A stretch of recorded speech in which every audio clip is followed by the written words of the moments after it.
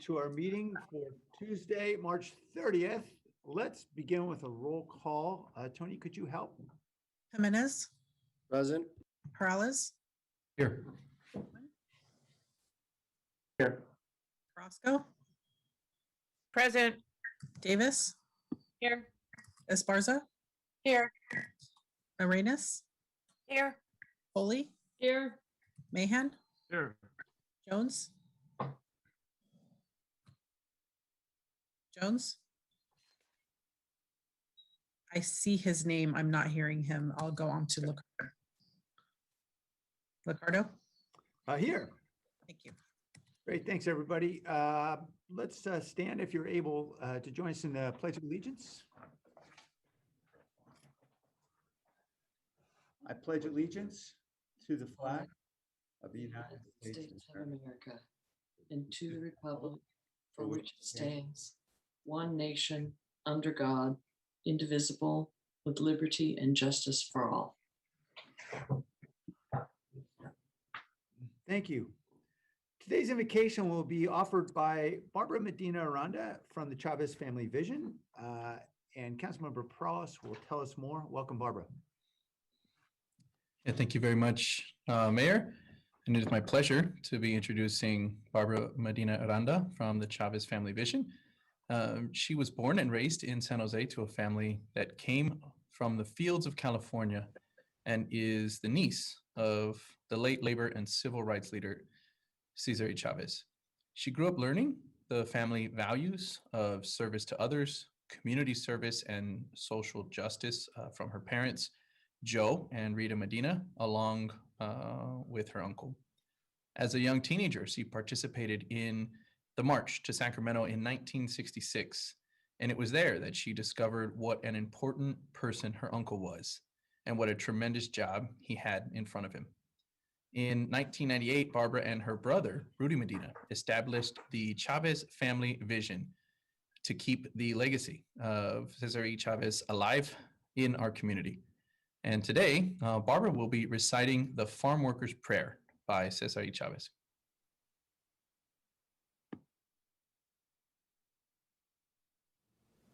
Hello, my name is Barbara Medina Aranda. I am a board member of Chavez Family Vision, also a Chavez family member. I would like to thank Councilmember Perales, the mayor and the city council for the invitation today. I'll be reciting the prayer of the farm worker struggle written by Cesar Chavez. Show me the suffering of the most miserable, so I will know my people's plight. Free me to pray for others, for you are present in every person. Help me take responsibility for my own life, so that I can be free at last. Grant me courage to serve others, for in service there is true life. Give me honesty and patience, so that I can work with other workers. Bring forth song and celebration, so that the Spirit will be alive among us. Let the Spirit flourish and grow, so that we will never tire of the struggle. Let us remember those who have died for justice, for they have given us life. Help us love even those who hate us, so we can change the world. Amen. Thank you.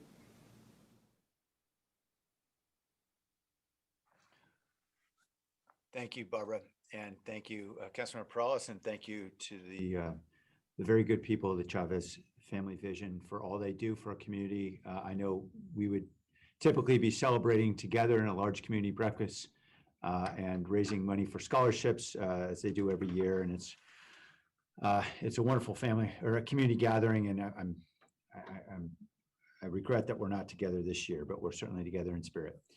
All right, we're on to orders of the day. Does anyone on the council have any changes to the printed agenda? I understand staff is recommending deferral of item 8.1, which is the amendment to the council policy relating to below market rental policy for use of city-owned land and buildings. That's going to be deferred to April 6th. And staff is working on the final policy for posting. Also, staff's recommending deferral of 8.5, which is nomination of the Alameda Park. I'll mispronounce the street name, but Councilmember Davis will tell me Shield Avenue. Healy. All right, close enough. Shealy Avenue Historic District. I've seen the sign many times, never pronounced it correctly. That's going to get deferred to April 20th.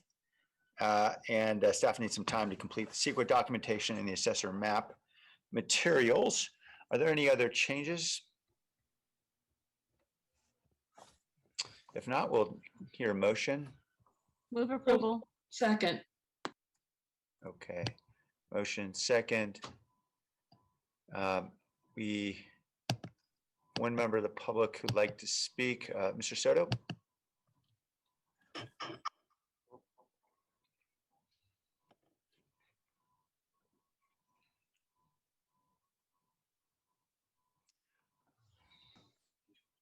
Yes, good afternoon, council. That was a wise choice to defer that item with respect to the historical landmark designation. It also gives us more time to really prepare and to organize around that particular issue. Because if we're going to start talking about equity, and I don't mean equity by definition. What I mean is the reasons that support the reasons why we need equity in the first place is because of the inequities that we have experienced as a city. And those inequities were institutionalized. And that's the part that I think we're missing here, is that is what institutionalized racism looks like. But what we have done is we have deluded ourselves and we just call it the law. That's what it is. It's just obeying the law. And these are the rules, and this is what has happened time immemorial. And so, who am I to change it? Well, we're in the age of equity and confronting these historical, social, economic, and political injustices.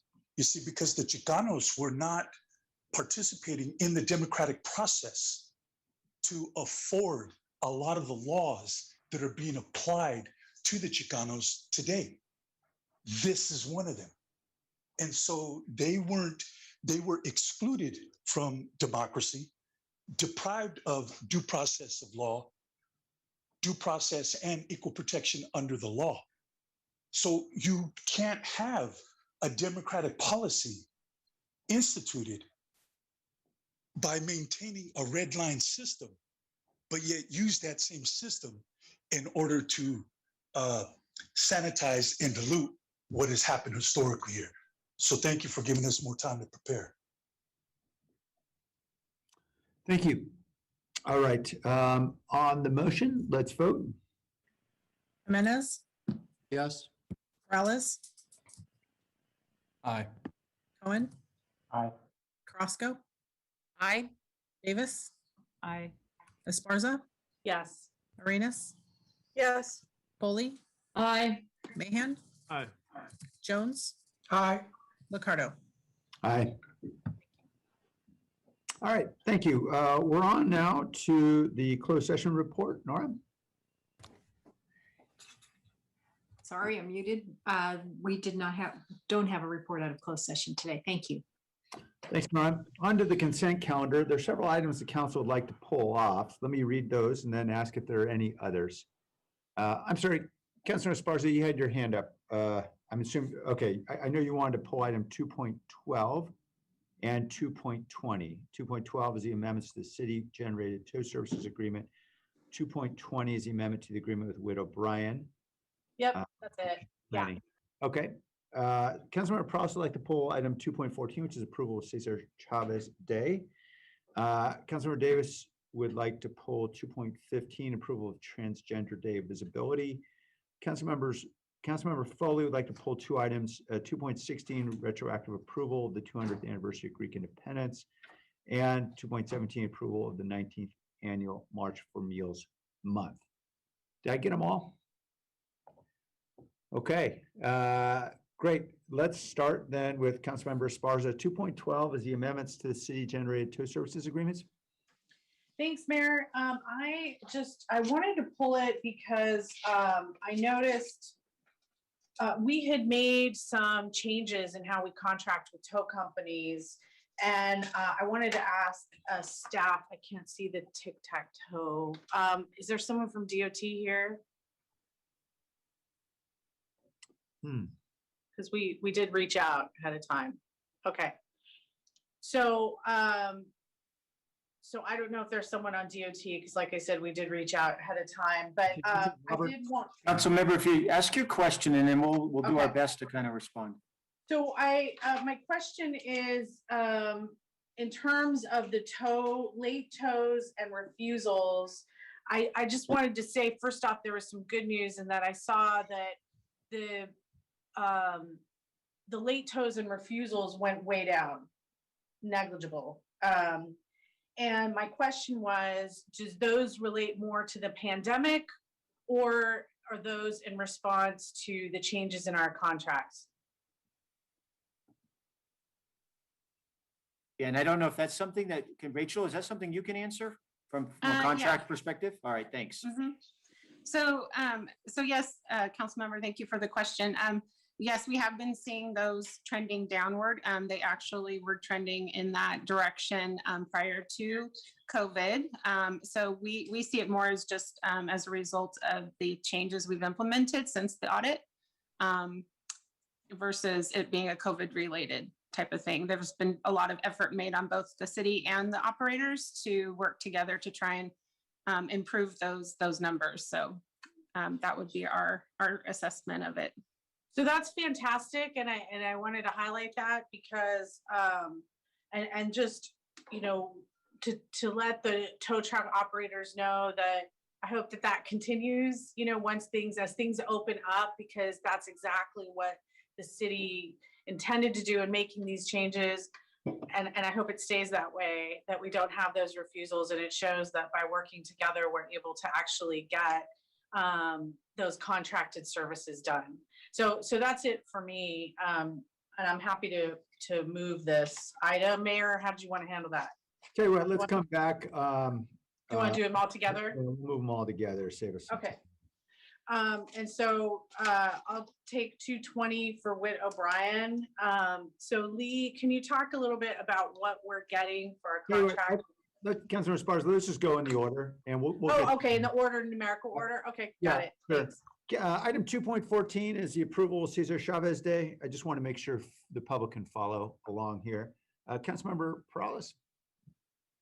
Yeah, thank you very much, Mayor. And as you pointed out, not only the breakfast, but traditionally, right, all of our flag raisings, we're not doing those as normal. The flag will be up, and it is an honor to continue to recognize and carry on this tradition here. So Cesar Chavez was a major advocate of social justice, as we know, for many farm workers, and an inspiration to other organizations to fight for fair wages and better living conditions for all. He was inspired by the nonviolence methods of Mahatma Gandhi and Dr. Martin Luther King Jr. He demonstrated his commitment to nonviolence with his 25-day fast back in 1968. And today, the Cesar Chavez Family Vision continues to commemorate the life of Cesar Chavez and his many years of contributions to civil service. To continue in the celebration of his legacy, it is my pleasure to present a proclamation to the Chavez Family Vision, recognizing March 31st as Cesar Chavez Day here in the city of San Jose. Cesar Chavez Day will aim to remember all the contributions that he led in an effort to obtain better working conditions and offer support to the thousands of farm workers who tirelessly labored in the fields and continue to do so. To further recognize Cesar Chavez Day, my office will be lighting up the City Hall Tower and the Rotunda in red, starting on the 30th and ending on April 5th. And I invite anyone to check out the lighting starting this evening when the sun goes down.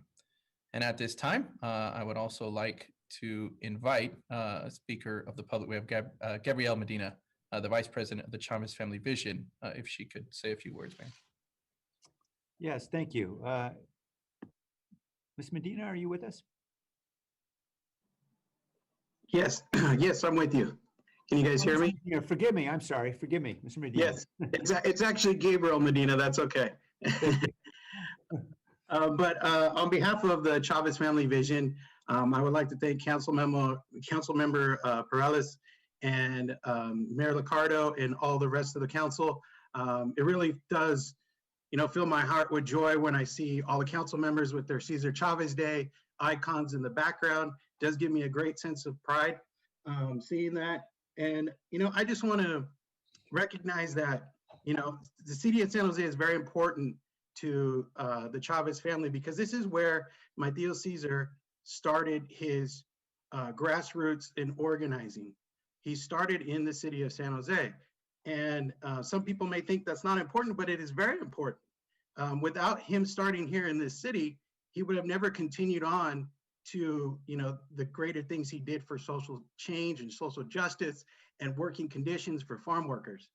So I also want to point out the fact that what very few people realize is that my uncle sacrificed a whole lot of his life, whole lot of his aspects of his life. And although he was not huge about being praised himself, I think it's important to recognize that he did make these sacrifices. And it's important for me to point these out.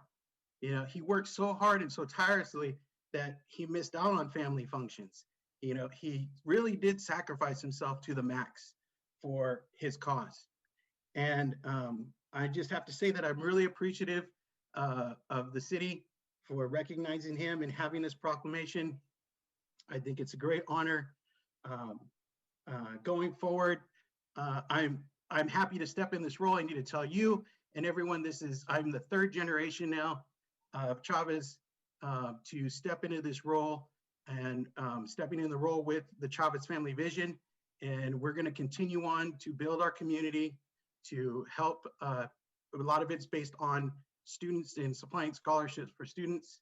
And we will continue with this goal and with our mission and with the cause. We started this almost 25 years ago. And, my family members started, some that are no longer with us. So excuse me, I'm getting a little emotional here. But, with my Theo Lenny and my grandmother, Rita Chavez Medina, who is 95 years old and still with it, still a board member, still going strong. I just want to say, to them, it's awesome that they started this.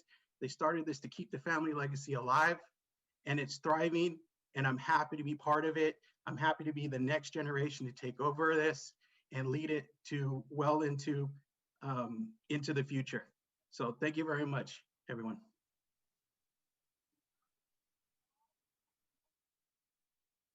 Thank you, Gabe, and please give hugs and love from the entire council to your grandmother. I know, I think all of us, if not many of us, have had the pleasure of meeting Rita, and she's a tremendous champion for social justice in our community. And we appreciate you and your entire family keeping the vision alive here in our community and throughout the state. Councilman Perales, did you want to say anything further? No, that was it. Thank you very much, Mayor. Okay, thank you. Okay, we have several members of the public who've raised their hands, so let's hear public comment specifically on this item, which is item 2.14, approval Cesar Chavez Day. Mr. Beekman.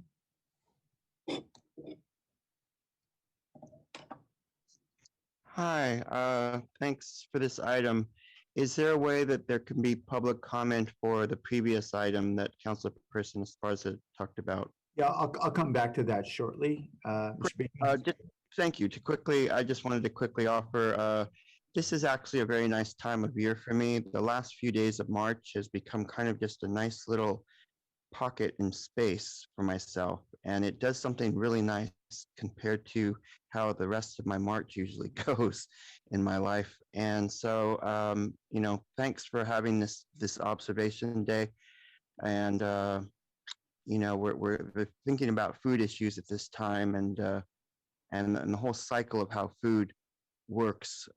It's important to consider, and that's a lot because of the efforts of Cesar Chavez and it makes our work at this time easier and more understandable. So thank you. Thank you. Paul Soto? I want to acknowledge and thank Gabriel for bringing the presentation today, and also to congratulate you for having the honor of ushering in this legacy into the new generations. I'm a fifth generation Sanjonero. My mother and father grew up in Sasipuedes.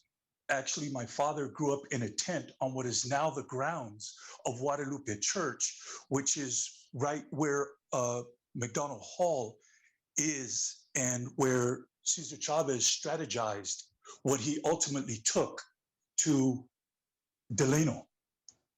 And to also acknowledge the fact that there was a lot of violence going on with the protesters, and there was anger and frustration going on with the Mexican community with regard to what was happening on the picket lines.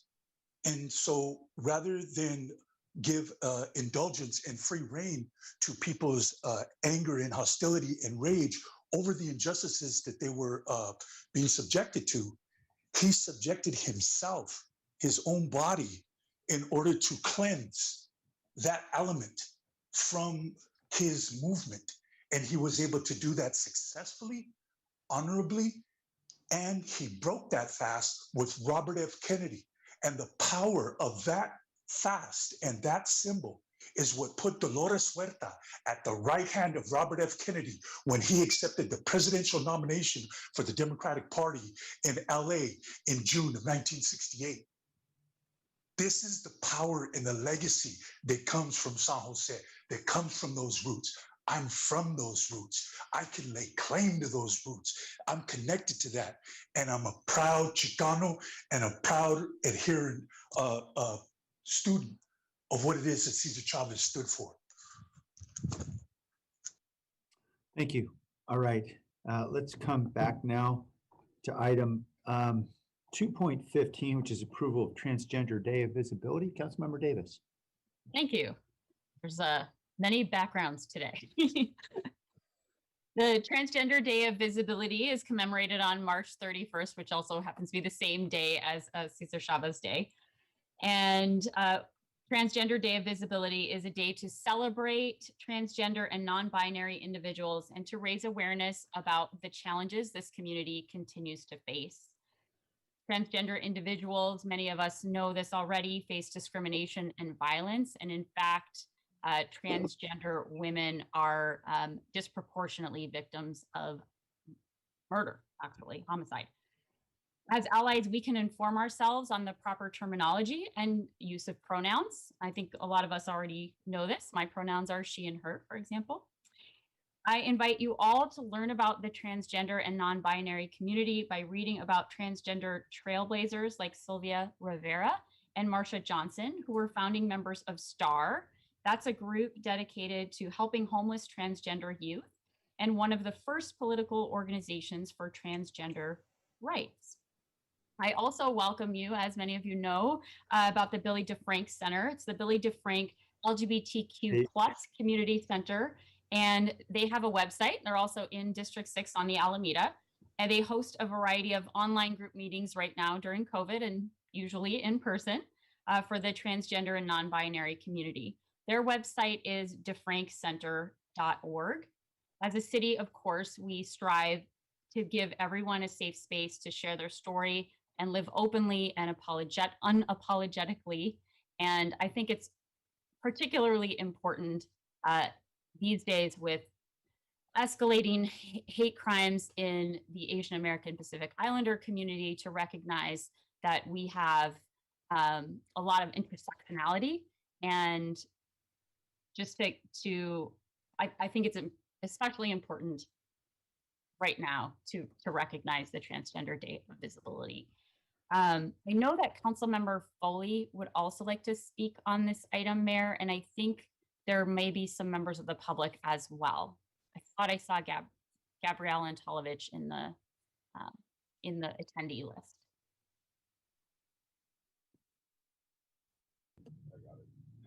I think Gabrielle has raised her hand. Welcome, Gabrielle.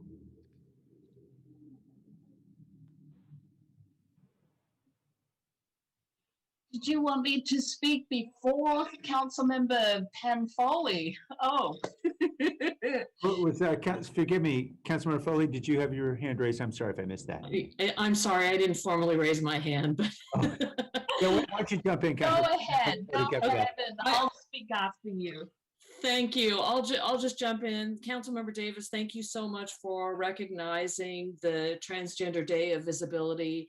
It is really important that we shed a light on members of the transgender population in our community, and that we celebrate them as long with our non-binary residents as well. On Saturday, I wanted to bring to your attention at the Billy DeFrank, well, virtually actually, but hosted by Billy DeFrank, there will be a series of workshops on transgender issues, and I will be hosting one on friends and families and allies and how we can support and love the members of our transgender community. So I hope you will join us. I think it's at 12 o'clock or no, sorry, 1:30, and I'm sure it's on the Billy DeFrank website. Thank you very much and enjoy the day. And this is one of 3 virtual backgrounds I think we have. All right, thank you, Councilmember. Gabrielle, are you still with us? Yes, I am. Thank you both Councilmember Davis and Foley. I call you the Willow Glen twins. But you extend over to the Billy DeFrank Center. Councilmember Davis actually sponsored our event in the Rotunda.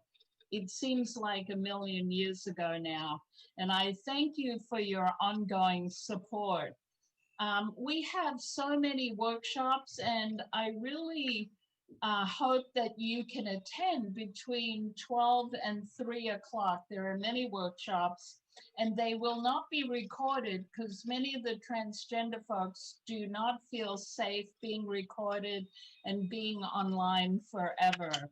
However, on our website, we do have a number of Zoom discussions about being non-binary, being transgender, coming out as transgender, as a transgender woman, as a transgender man, and also being intersex, and some of the legal aspects. So those videos are on our website, which is defrank.org. And anyway, I identify as genderqueer, non-binary myself, and have always felt that way, only the language was never there to describe it. And I also know that many transgender folks who are in the older generation already as a child knew that they were transgender, and back then there was no language. So I want to actually do a big shout out to the younger generation who is giving us language for so many things, not just about our gender identities, but many other justice issues. And so I am glad that San Jose is fully alive with young people expressing themselves. And I thank City Council for acknowledging the transgender non-binary community. That's it. Thank you, Gabrielle. And thank you for all your work and advocacy. All right. Are there any other council members who'd like to make any comments? Any members of the public who'd like to speak on this item? Okay, we'll move forward then. Also pulled from the consent calendar was item 2.16, which is Councilmember Foley. This is the retroactive approval of the 200th anniversary of Greek independence. Thank you. March is a busy month. Sure is. Last week, I was proud to light City Hall blue and white in honor of Greek Independence Day. On March 25th, Greeks around the world, like the Greek community in San Jose, marked the bicentennial anniversary of Greece's 1821 revolution and War of Independence. With the fall of the Byzantine Empire, Greece fell under Ottoman rule in 1453. It was not until nearly 400 years later, on March 25th, 1829, that Greeks would finally declare independence. But Greece was not given autonomy and recognized as an independent state until 1832.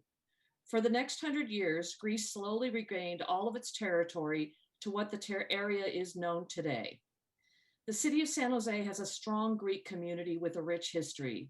They add vibrancy to our diverse, multicultural city and strengthen what it means to be a San Josean. It was my honor to proclaim the 200th anniversary of Greek Independence Day, and my privilege to demonstrate to the Greek community that San Jose values their history and traditions. Opa! With that, I'd like to thank Jackie Argyers, treasurer of the Daughters of Penelope Daphne, number 29 chapter, Bill Christie from the American Hellenic Educational Progressive Association, Silicon Valley chapter president, and recognize Reverend Father Demosthenes Paraskevades and Reverend Father Naboisha Pontic of the St. Nicholas Greek Orthodox Church to provide brief remarks. Thank you, council member. Let's see if I think Father is with us. Welcome, sir. Hello everyone. I am Father Demosthenes Paraskevades, the pastor of the Greek American community in San Jose. Among most cherished and highly esteemed contributions of Greece to mankind are the ideals of freedom and democracy.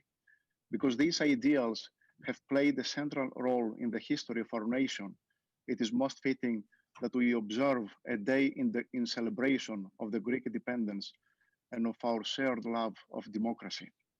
200 years ago, inspired by the legacy of liberty and democracy of our ancestors, the Greek people began a long struggle in which they regained freedom. The same legacy has inspired many peoples throughout history.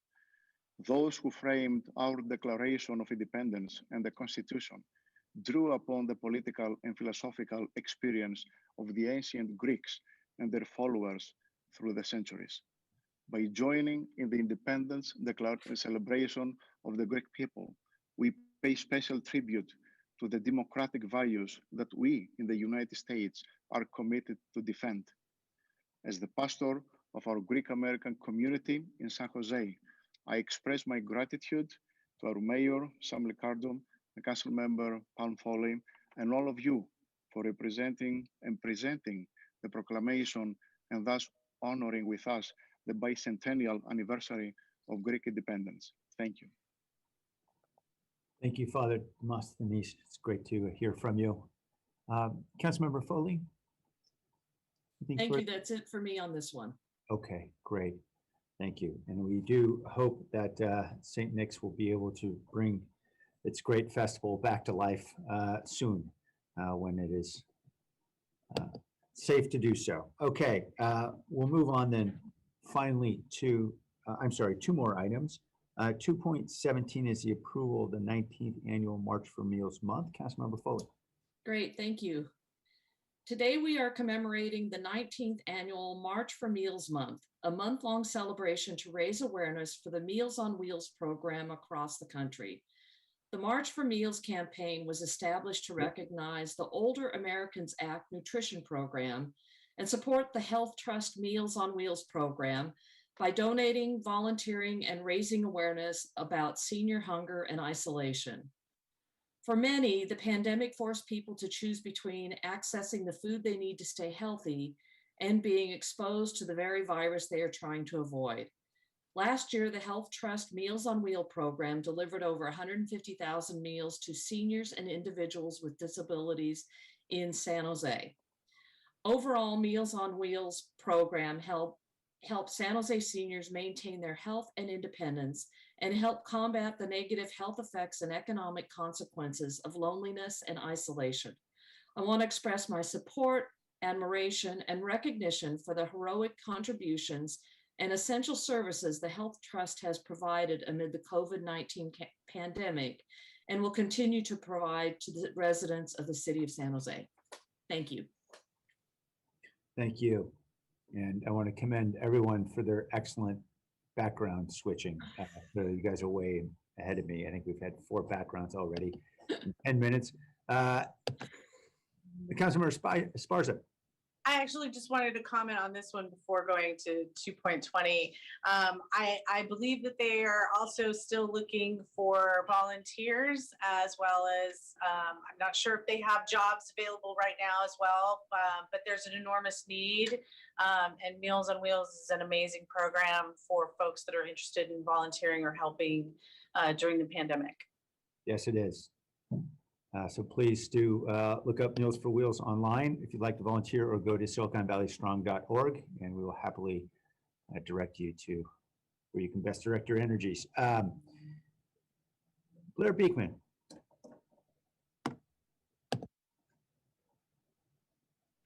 Hi, Blair Beekman here. Thank you for taking public comment on this item. You know, in this time of COVID, the work of Angel Rios and Dolan Beckel and I guess Kip Harkness, among others, you know, they've been working really hard to develop good food distribution programs in San Jose.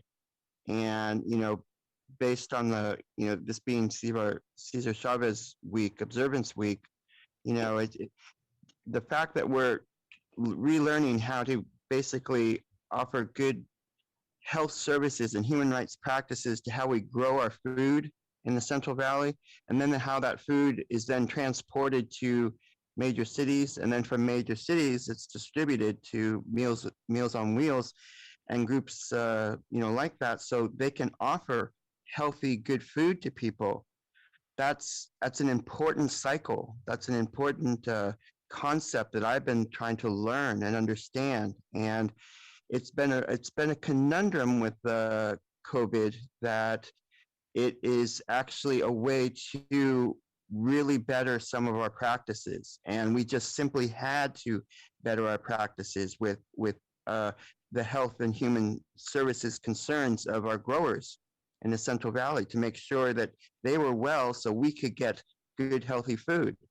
And for that whole process to grow and build upon, I mean, it's a learning experience what we're going through with COVID, and it's important lessons. And of course, the most important lesson of all is how we don't have to do this to ourselves in the future. We don't have to have this sort of social pandemic to create this sort of important changes that are taking place right now. That's perhaps the most important step of all, and we can learn how to go through these good practices we're learning in good terms and just with dialogue, and we don't have to hurt each other. Thank you. Thank you. All right, back to council. Are there any further comments on that item?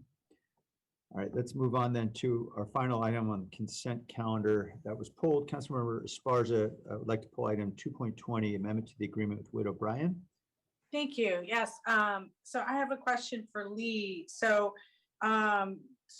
this extension increases compensation to $730,000 with no extension to the term. Is that correct? That is correct. And what can you walk me through exactly what we're getting through this contract? I had previously understood that they were mainly helping us with our FEMA guidance, for lack of a better word. Yeah, thank you, council member. The Widow Bryan contract is actually meant to be one of the more flexible contracts we have in the EOC related to consulting services. So as the pandemic has put us through a variety of different situations, we've used Widow Bryan in a variety of different ways, from the early stages of the pandemic around public health expertise and access to epidemiologists and other doctors around the country, as well as we, within the Emergency Operations Center, the roadmap, keeping some essential services going. So the expertise around how we keep those services going in a socially distanced or safe way, that's the second category. The third category has been general emergency operations center support and logistics. So, for instance, just talking about the meal program, they were fairly important in the early days of how we would scale a food programming and bringing in experts to talk about that, as well as the procurement of PP&E being very crucial for us to understand the supply chain issues and where to go and how to secure PP&E for our community and our workforce. And then lastly, council members, as you mentioned, a great deal of their work along with Ernst & Young is really guided by Luz, and it's around our fiscal recovery and our tracking. And so with Widow Bryan, a lot of the experts that we use are former FEMA executives. So it is access into FEMA. It is them helping with those application processes and the early application process through FEMA and tracking that. As of late, FEMA has been very integral in helping us redo some of our packages with the funding shift to 100% for part of our various programs. And so that will be a primary focus for them. And then Kip and I will also be utilizing them as we go into demobilizing the EOC and then any expertise that Kip, myself, or Ray Reardon need as we demobilize. Thank you. That's it for me. And I'll move approval of consent. Great, thank you. Second. There is Councilmember Reyes, I think, has a second. Blair Beekman.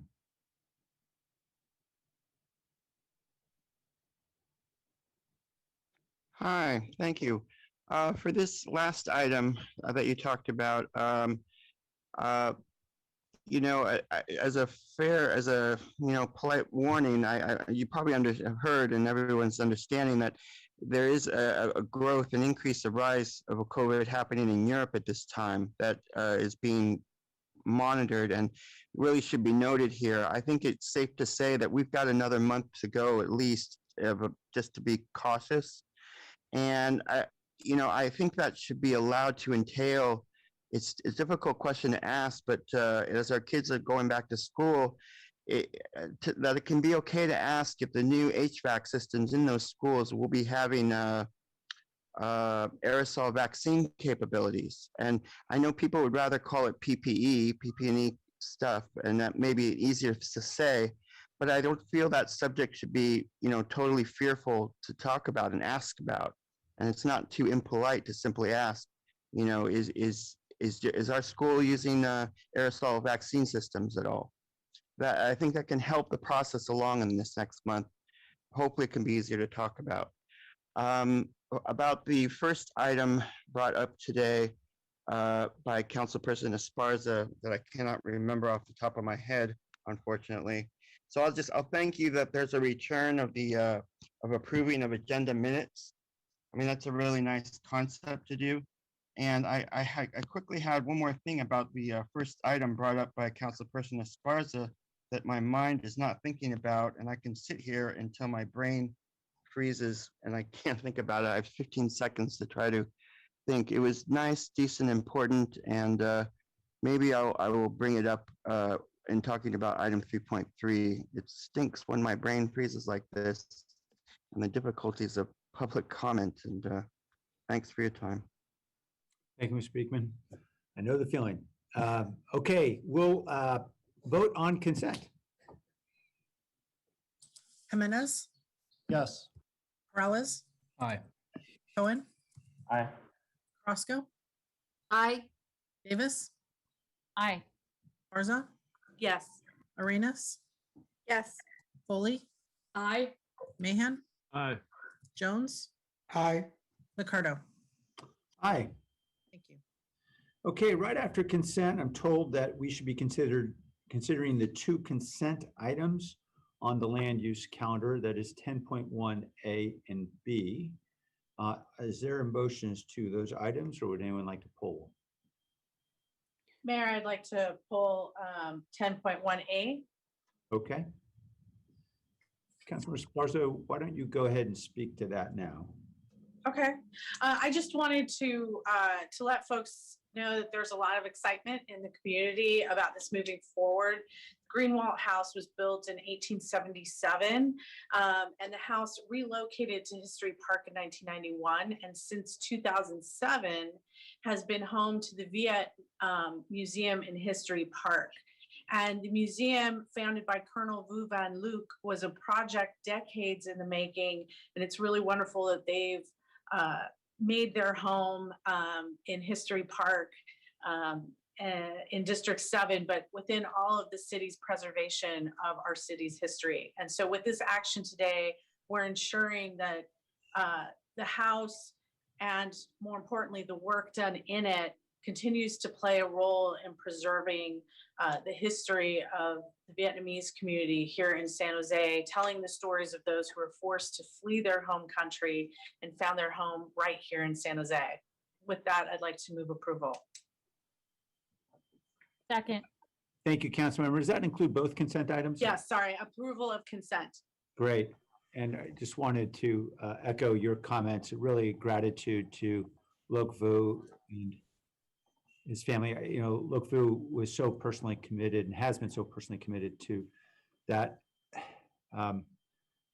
to preserving the memory that of our entire community in the incredible ordeal that thousands of our residents experienced in leaving Vietnam and arriving here in the New World.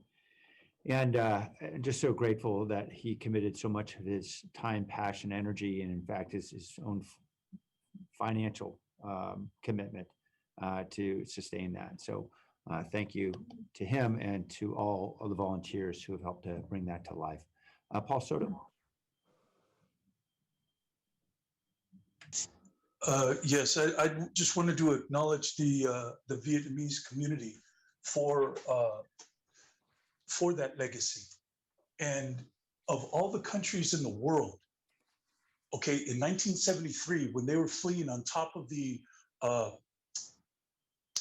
that building that housed the United States consulate in Vietnam, and were literally escaping Vietnam, there was only one place in the world where the Vietnamese community could be absorbed and welcomed and assimilated and become an integrated part of that community.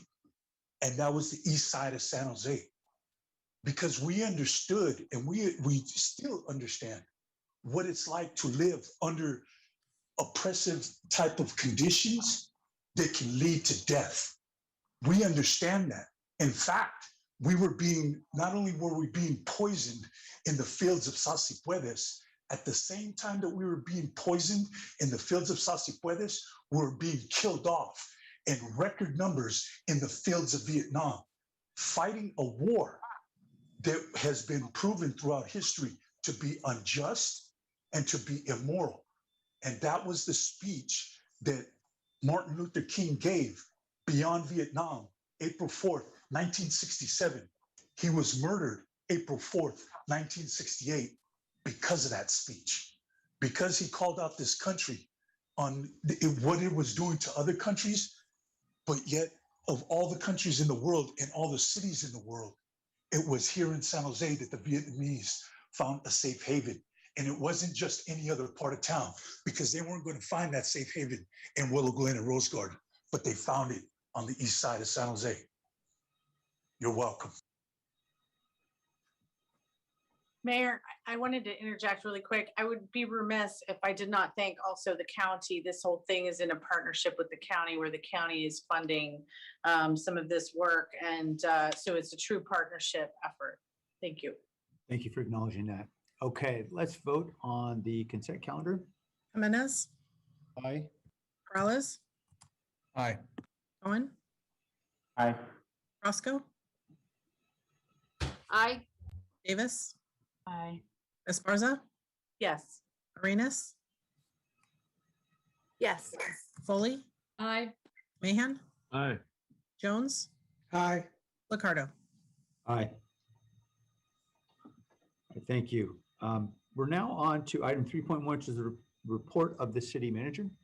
Yeah, thank you, Mayor. No report today. All right, thanks, Dave. 3.3 is effective council discussion and debate. And I know there are several memoranda from council members. Why don't we go to the public and then we'll come back to the council? Would that be okay, Councilmember Cohen? Yes. Great. So we'll hear public comment now on item 3.3, effective council discussion debate. Person with phone number ending 4963, welcome.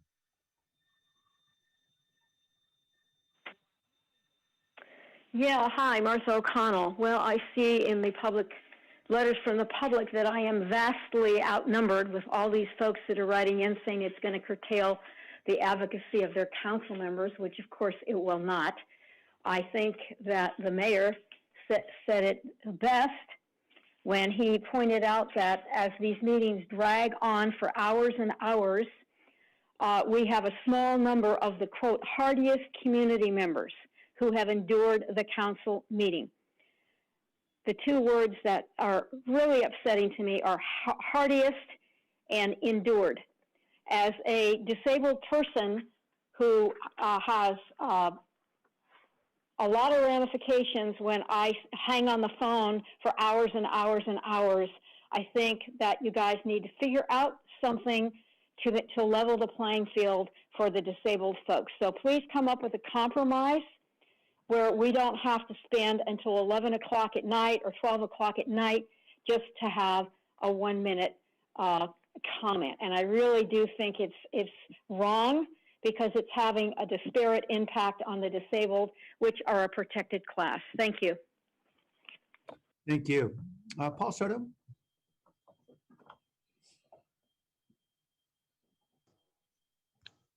Yeah, thank you, Mayor. Let me just pull up what I had written for this. Okay, a law is unjust if it is inflicted on a minority that as a result of being denied a right to vote had no part in devising or enacting the law. Can laws enacted under the dark racist cloud of redlining with its associated violations of due process and equal protection under the law be considered democratic? Sometimes a law is just on its face and unjust in its application. I would consider this law crafted by Cohen, Davis, and Liccardo as a prime example. The core principles that supports our democracy is demos kratis. That's Greek, and it means people power. Should always take precedent over other guiding principles. This subversive form of censorship does nothing to further our established goals of equity in the city for the Chicanos, the hijos de campesinos de Sasipuedes. I am a descendant of this area of San Jose and have in my body the actual biochemistry of my endocrine system has, as well as my parasympathetic nervous system, been impacted, and as well as my lack of fluency in Spanish as a result of Chicanos not having the privilege to have a voice. One of those reasons was that the quote unquote law that Liccardo and Davis have such admiration for was denied to my mother specifically, and elder Chicanos in general. While Chicanos were forced to stand and pledge allegiance to a flag that guaranteed them freedom of speech, in practice they were denied this right in the schools every time they spoke the indigenous language of California since 1530. The length of time that it took to debate life, the length of time that it takes to debate life and death issues from the dais should never be restricted and mitigated, when that is the only time we as a city are able to examine for ourselves whether or not our elected officials are acting in ways that are consistent with our values, goals, and principles. There is a tone and a perspective. There is a tone and a perspective, a phrase that contains a... Go ahead and finish the sentence, sir. Oh. All right. Mr. Soto, if you could finish the sentence, and we'll... It appears the device is muted now. Mr. Soto? No, I'm fine. Thank you, though, Mayor. All right, thank you. Jeffrey Buchanan? Mayor and Council, good afternoon. On behalf of Working Partnerships, would like to encourage the Council to refrain from supporting the memo from Mayor Liccardo. In particular, I think what we're seeing now in the midst of COVID, I think if anything, highlights the importance of not constraining our debate. Certainly we've had long hours of council member meetings here in recent months, but that's only because these issues are really trying. And it's very, very important to be able to have an open and transparent debate and accountable policymaking. And sometimes that requires more than the time that's allotted on the time clock to really be able to dig in on really important matters that, not to overstate things, but in some cases are actually life and death in this moment of this disaster. And, I think thinking about emergencies in the future, there is the, perhaps we've seen in the past where certain districts may be impacted disproportionately by a given issue.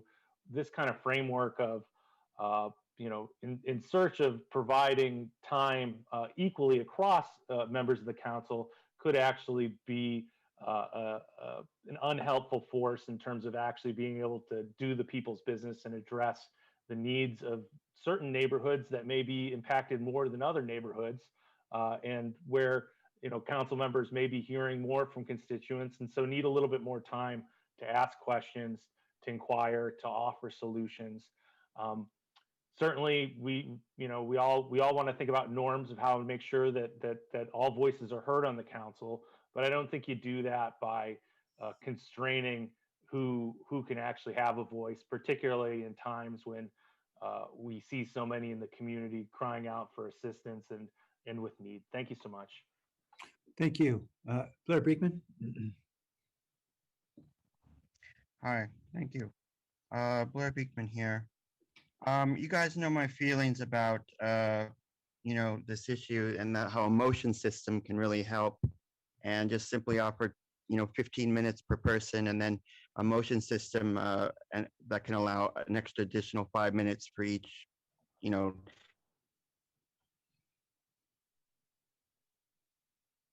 Beekman, your device just went mute. Looks like you may have accidentally pushed the mute device. About additional few measures that you can take for community public meetings. You can develop a red, yellow, and green system for the public website. A little green dot next to an agenda item would state an initial beginning agenda for an upcoming public meeting. A yellow dot would mean changes and revisions made within 72 hours of a public meeting, and a red dot would mean changes and revisions made during the last 24 hours before an upcoming public meeting.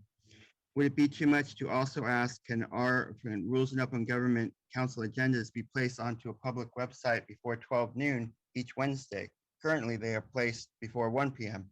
My final request is for city government staff to make presentations shorter and more concise, yet not be afraid to offer more meaningful, honest information about city government projects and goals. With how much of time remaining, I have 25 seconds.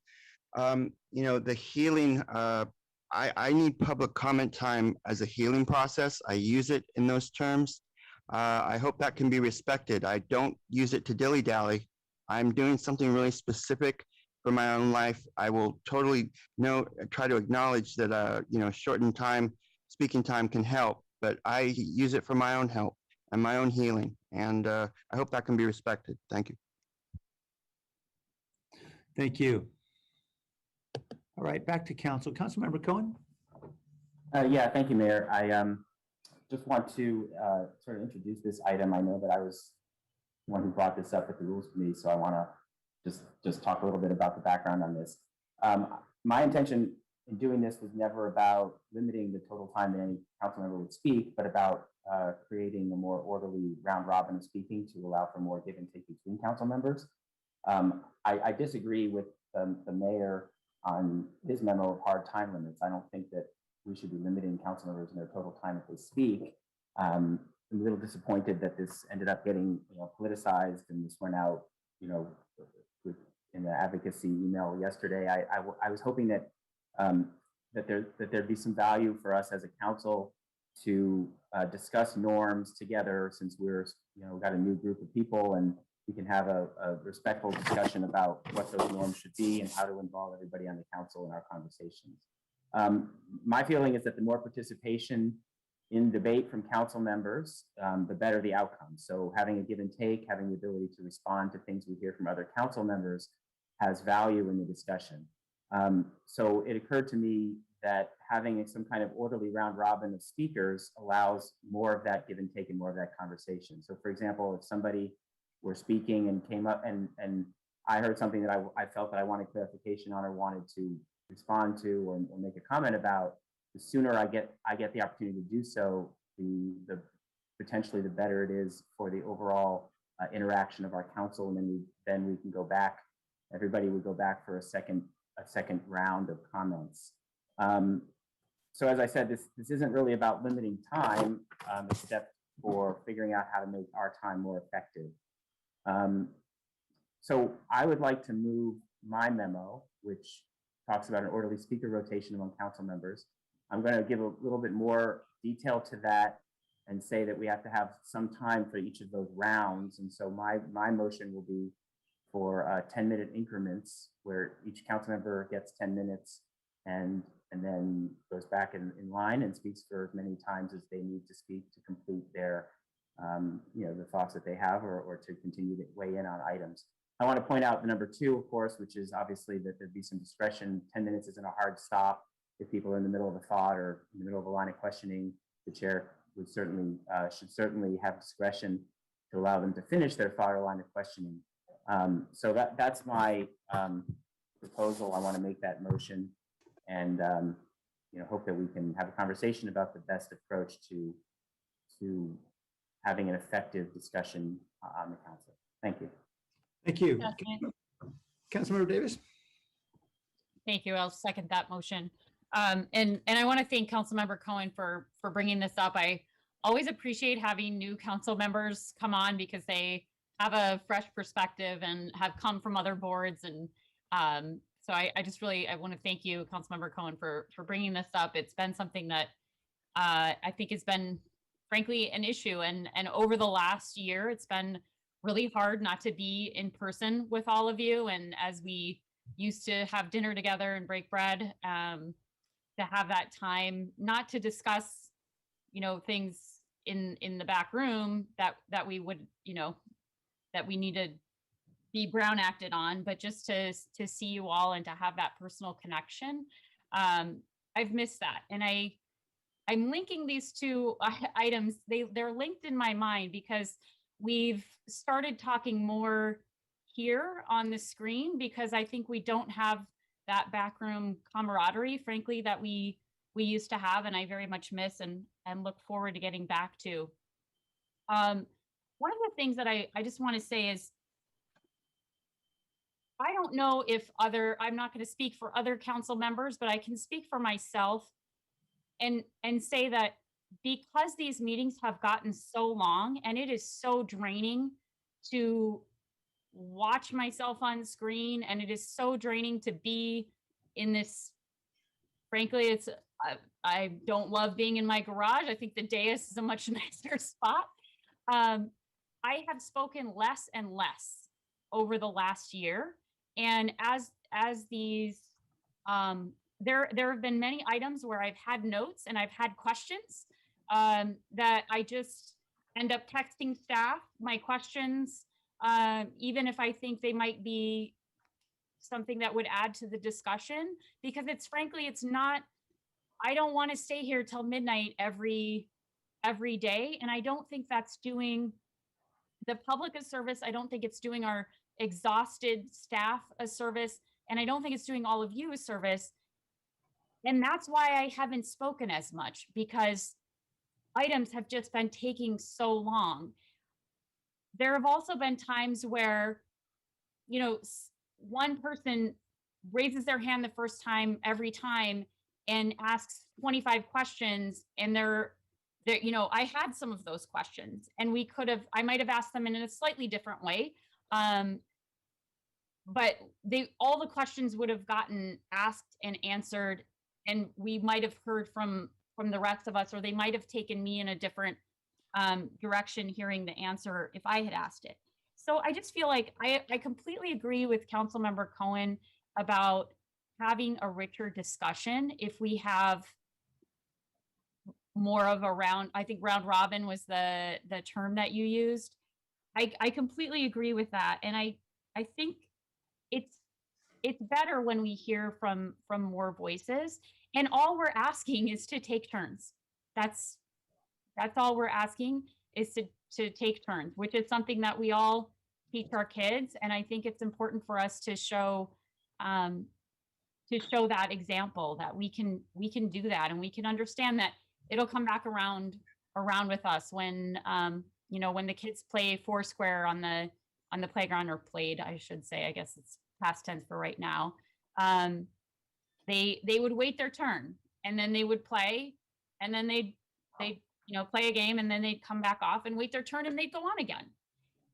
And so I just think this is something that we can do. It's something that we should do. And in doing that, we will hear from all of us. We'll get home hopefully at a reasonable time, or for me, get back into the house from my garage for right now.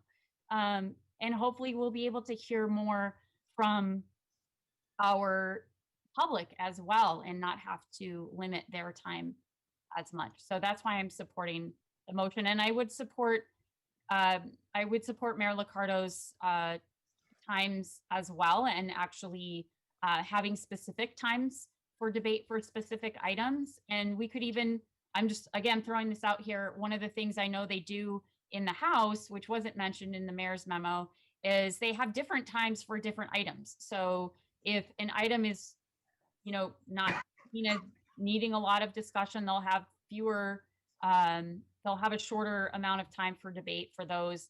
And then the longer ones, the bigger items, they will have more debate. So we could do that as well. And I just wanted to put that out there, that there are other ideas, and limiting the time for discussion is not necessarily mean it's a less rich discussion. Thank you. Thank you. Councilmember Sparson? Thank you. Before I speak, I actually wanted to ask Councilmember Cohen if you would add a couple of amendments, friendly amendments to his motion. One is to exempt 3.1, the COVID, specifically the COVID updates, and two, that his motion would apply during COVID. I think we can certainly revisit this once we're all in person, but I think we can't ignore that we're in a pandemic. So I wanted to actually start off asking if he would accept those friendly amendments. Yeah, I'll accept them. I just want to make a quick comment about them since the first one, I think, I think we can, accept that if it's going to get people to try this for other items. I think the value here is testing out a new procedure, and if it's easier to test it out on everything other than 3.1, where we seem to have, a lot of important, there's obviously a lot of important things being said, and I can accept that to try it now. For the other one, I think you're saying that until we're all back in person together, that's your expiration date on this. I guess I want to clarify that. In other words, until the meetings are in person for everybody at the dais together. Correct, and we can revisit it once we're in person. Right, and I think that that makes sense, because I think there is clearly a different type of behavior and discussion that happens over Zoom than happens in person. So I think it's worth it's worth giving this a try during this unusual time, and then see what we need to do when we're back in person. So I'll accept those as friendly amendments. Anything further, Councilmember Sparson?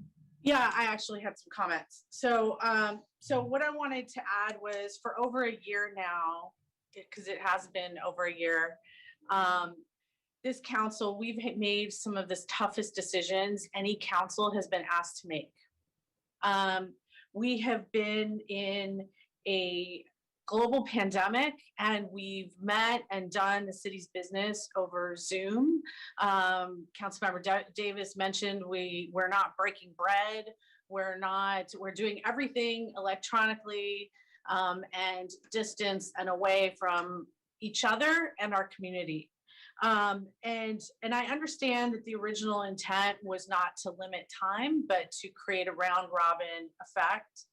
And that this intent was altered through the mayor's memo or proposal to set time limits. I've mentioned before that I'm adamantly opposed to time limits.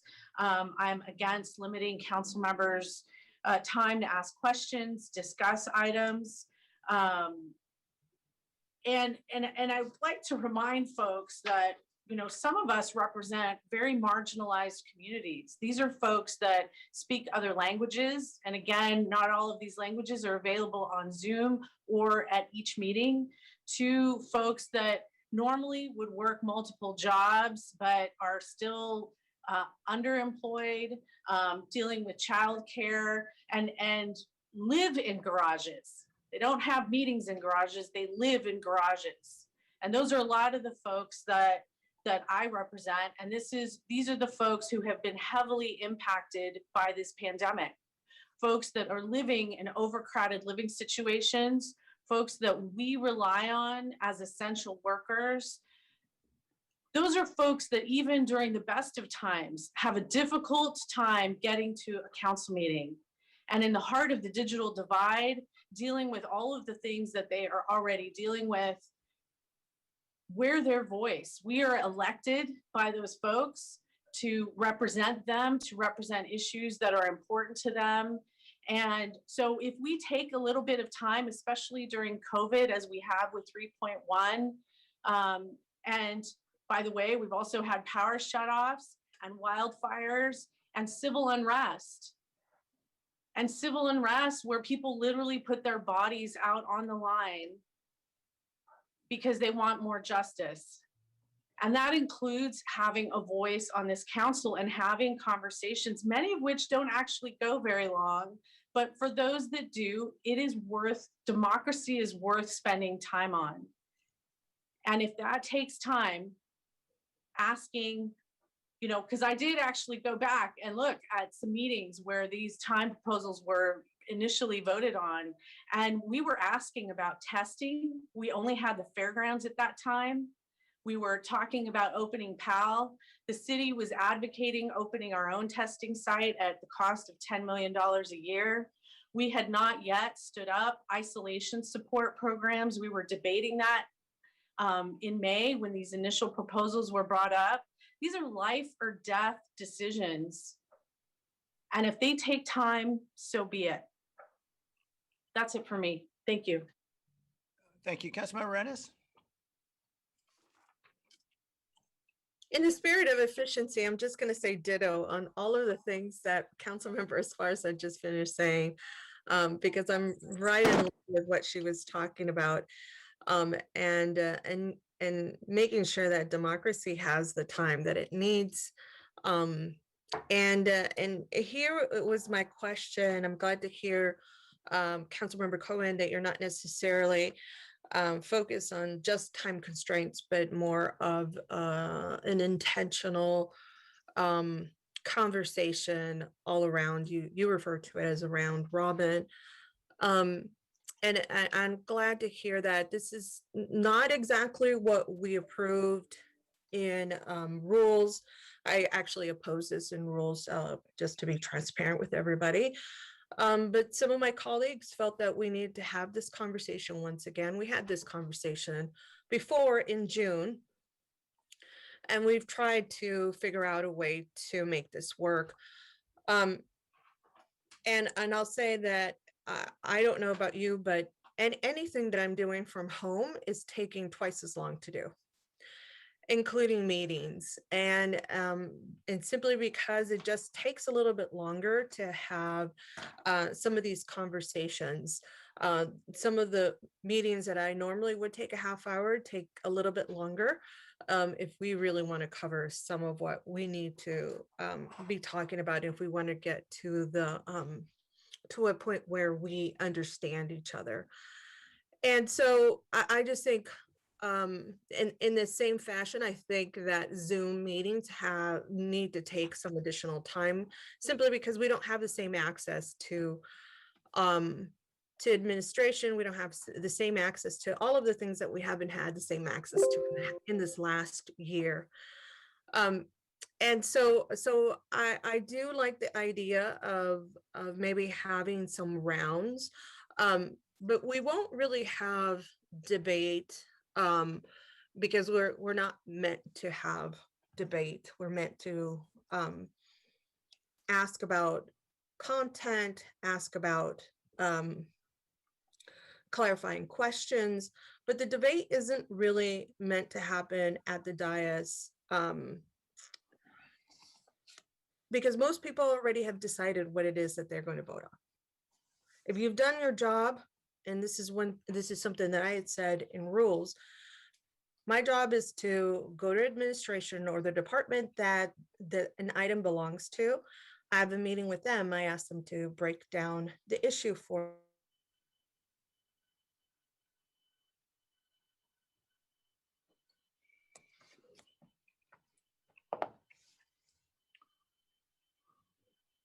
Mayor Sylvia's stuck. Yeah. for me, and then I formulate Councilmember also Reyes, with you've had some problems with the audio getting stuck, or the video rather. So maybe you may want to turn off your video, and just the last 10 seconds or 20 seconds or so is what we lost. Okay. No problem. So and this is another reason why Zoom also delays our conversations. I had one conversation where none of my devices worked, and I actually ultimately had to just get on the phone. So we have to think about all of the technical issues, all of the reasons why we should allot whatever time we need for the issues that we want. And if we limit our comments, who are we giving this time back to? And I know there's been some suggestions in the memos that we should give it back to administration so that they can continue to do the work that they're doing. And I absolutely agree to that. But I also agree that their time should be given back to our community. So if I'm not going to speak on behalf of my community, or I'm not going to be able to speak as long as I need to relay my message and get what I've heard back from my stakeholders relayed within a meeting, then I need them to call in and use their own voice. And whether we cut down on conversations doesn't mean that whatever we cut down is given to community. And then and to have each of the items increased for public comment from 2 minutes to 3 minutes. What are we doing with our time? How are we balancing this all out? So are we reducing the time that we are going to talk with each other simply because we want to have a shorter meeting? Or is it because we want to have additional input come in from the community directly and hear their voices? And I think the only reason why I would champion shorter meetings or a more stringent way of taking turns in terms of talking about an issue would be so that we can give that additional time to residents, to community members, so that they could speak in 2 to 3 minutes, optimally 3 minutes, on whatever item they wanted to. And that way, I don't have to take that time to relay the messages for my stakeholders during my 10-minute limit. So that's one of the things that I want us to consider. What are we going to do with that additional time? And then the second thing that I wanted just to pose to my colleagues is that there's a lot of just very serious controversial development all around in any one of our districts. And getting approved to keep it at 10 minutes when there's a lot of exchange between maybe the planning department and yourself, or asking community leaders a question and having that response back, and limiting it to 10 minutes, interrupting the flow, and then getting back, in line, basically, is really not, I don't think, would be beneficial to that area. And so if we say, well, it's not, this won't apply to development issues or items, well, why not? Then shouldn't it also apply to everything else? And so I don't think we also should have exceptions, but I do want us to think, for many of you who have more development than maybe I do, and when I do have development in my district, it typically is very controversial. So it may not happen all the time, but I know when it does, it gets pretty heated, and people are very protective about where they live. And then lastly, I just want to remind everybody, we had San Jose Water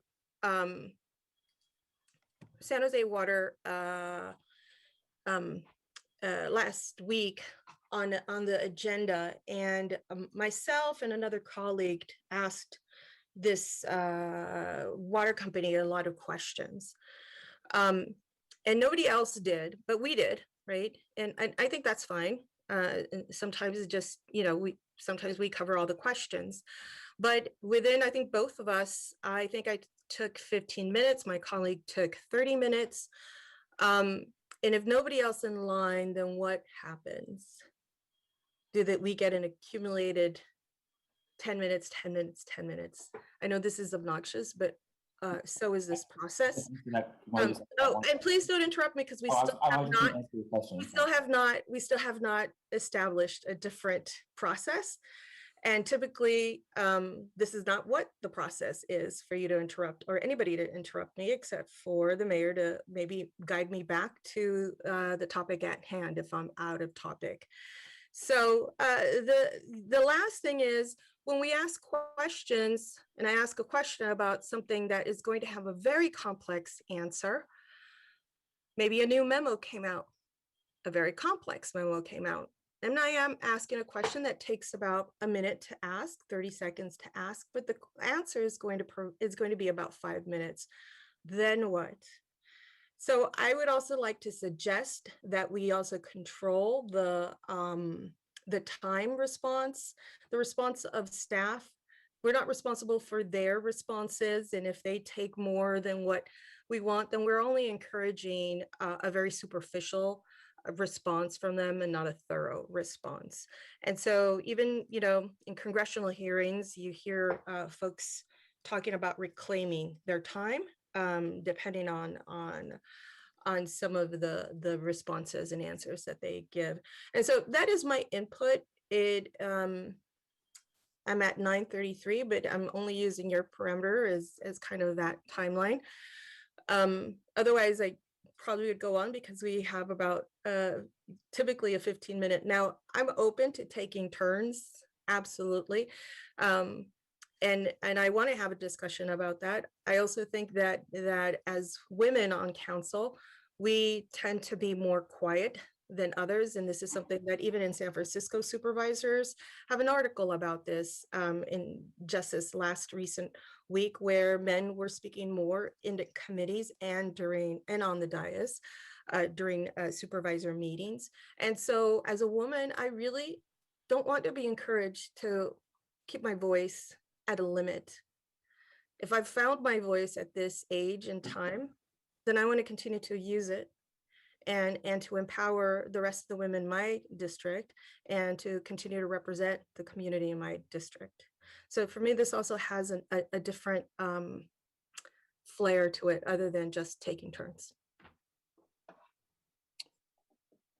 Thank you, Councilmember. I'm going to jump in to just offer a few thoughts. I'm going to have to step away because I have an important call with senior officials at the U.S. Department of Transportation about BART. So I'm sorry, I'm going to have to pull myself away from this. I just wanted to offer my thoughts. First, I appreciate the motion from Councilmember Cohen as it's been amended. I'm happy to support it. Obviously, I'd prefer a more robust set of restrictions, I think, as everyone knows.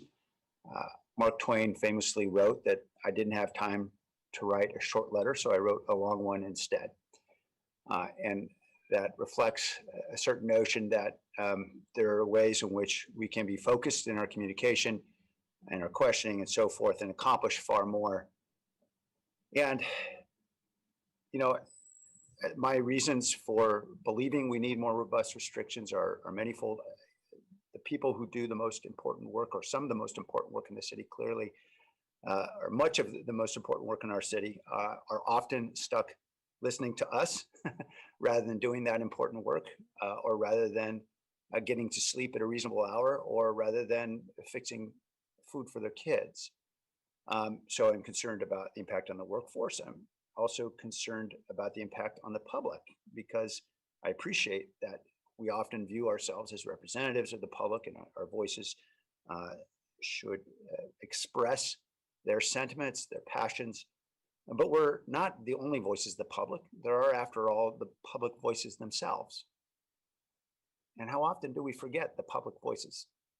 Martha O'Connell, I think, put it very well. How many times have I heard people complaining to me saying, I really wanted to speak on that item, but the council meeting got so late, I had to put my kids to bed. And I had to drop off because, let's face it, most human beings can't endure a 10-hour council meeting for their opportunity to speak on that one item they really care about. That may involve affordable housing, or may involve something that's critical relating to their livelihood. And my concern has been all along that our voices, rather than mirroring the voices of the public, in many ways are drowning out the voices of the public. They're supplanting the voices of the public. And this is, after all, a public meeting, and we believe in democracy. And I recall the debate well in June, because it was at that time we had to shorten public comment to be able to wrap up the council in any kind of reasonable hour. And although we debated extensively any restrictions on our ability to speak, we readily constrained the public's from 2 minutes to 1 minute without any objection. And so I know that there have been concerns expressed, and I saw several emails that were mass produced about silencing voices. If there's a concern about silencing voices, then the victims of those silencing, the victims of that silencing include members of the United States Senate for the last 2 centuries, which is considered the world's greatest deliberative body, according to President Buchanan. It includes members of the U.S. House of Representatives, members of both houses here in the state of California, and many, many cities, all of which I think are recited in my memorandum, in which there are reasonable restrictions placed on debate and the duration of our discussion. So I simply continue to believe that our most important work is involved in the decisions we make and the way we serve our community. It's far less about us being heard. I think we have many ways in which we can be heard, including at these public council meetings. And I would encourage us to think more creatively about how we might want to be heard, other than very extended monologues that have been, I think, too common in this council, that have really prevented the public from meaningfully participating and have inhibited our staff from doing their very important work. With that, I'm happy to support the motion. Unfortunately, I'm going to have to step away now, but I'll leave it to the good hands of Vice Mayor Jones. Thank you, Mayor. Councilmember Perales.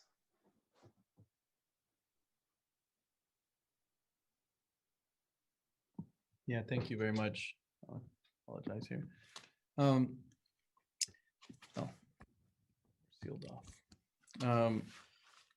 Yeah, appreciate the dialogue. And I've obviously had an opinion on this as well for some time. I think that one of the points that I'd like to make, because it doesn't come across in the mayor's memo or in the comments that he just provided, and it's that we are the elected representatives of our communities.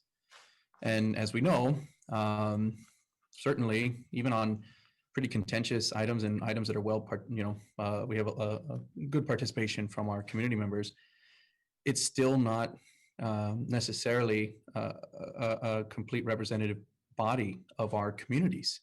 A lot of times it's those that have the ability to participate, the time to participate, particular interest, sometimes one-sided interest.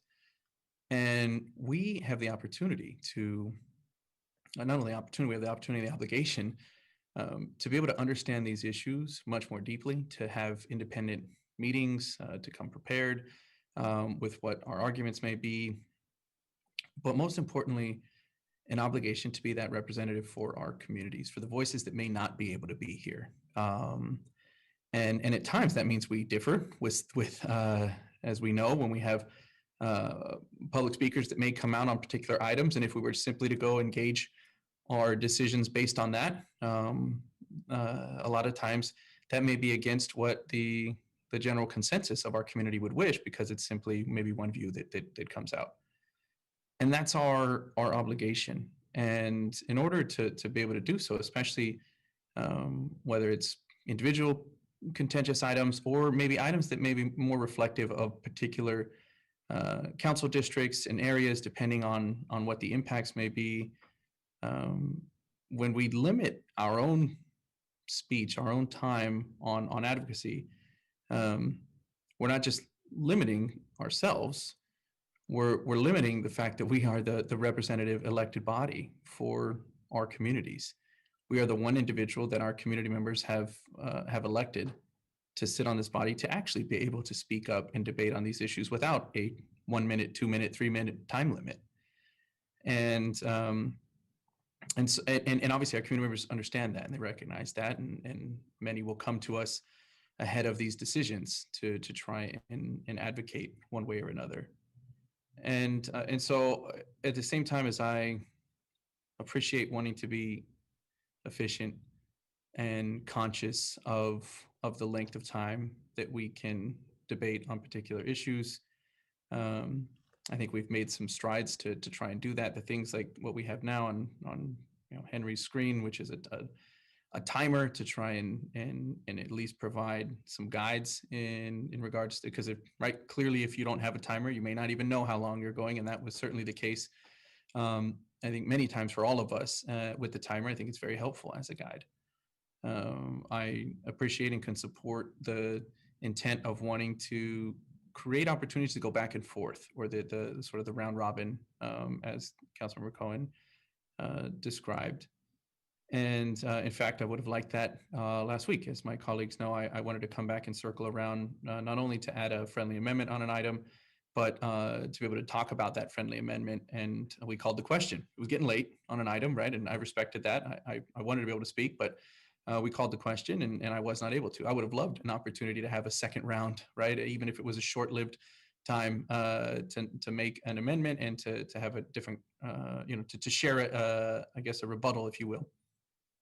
Fortunately, in that case, last week, I was able to make a second motion, as you all recall.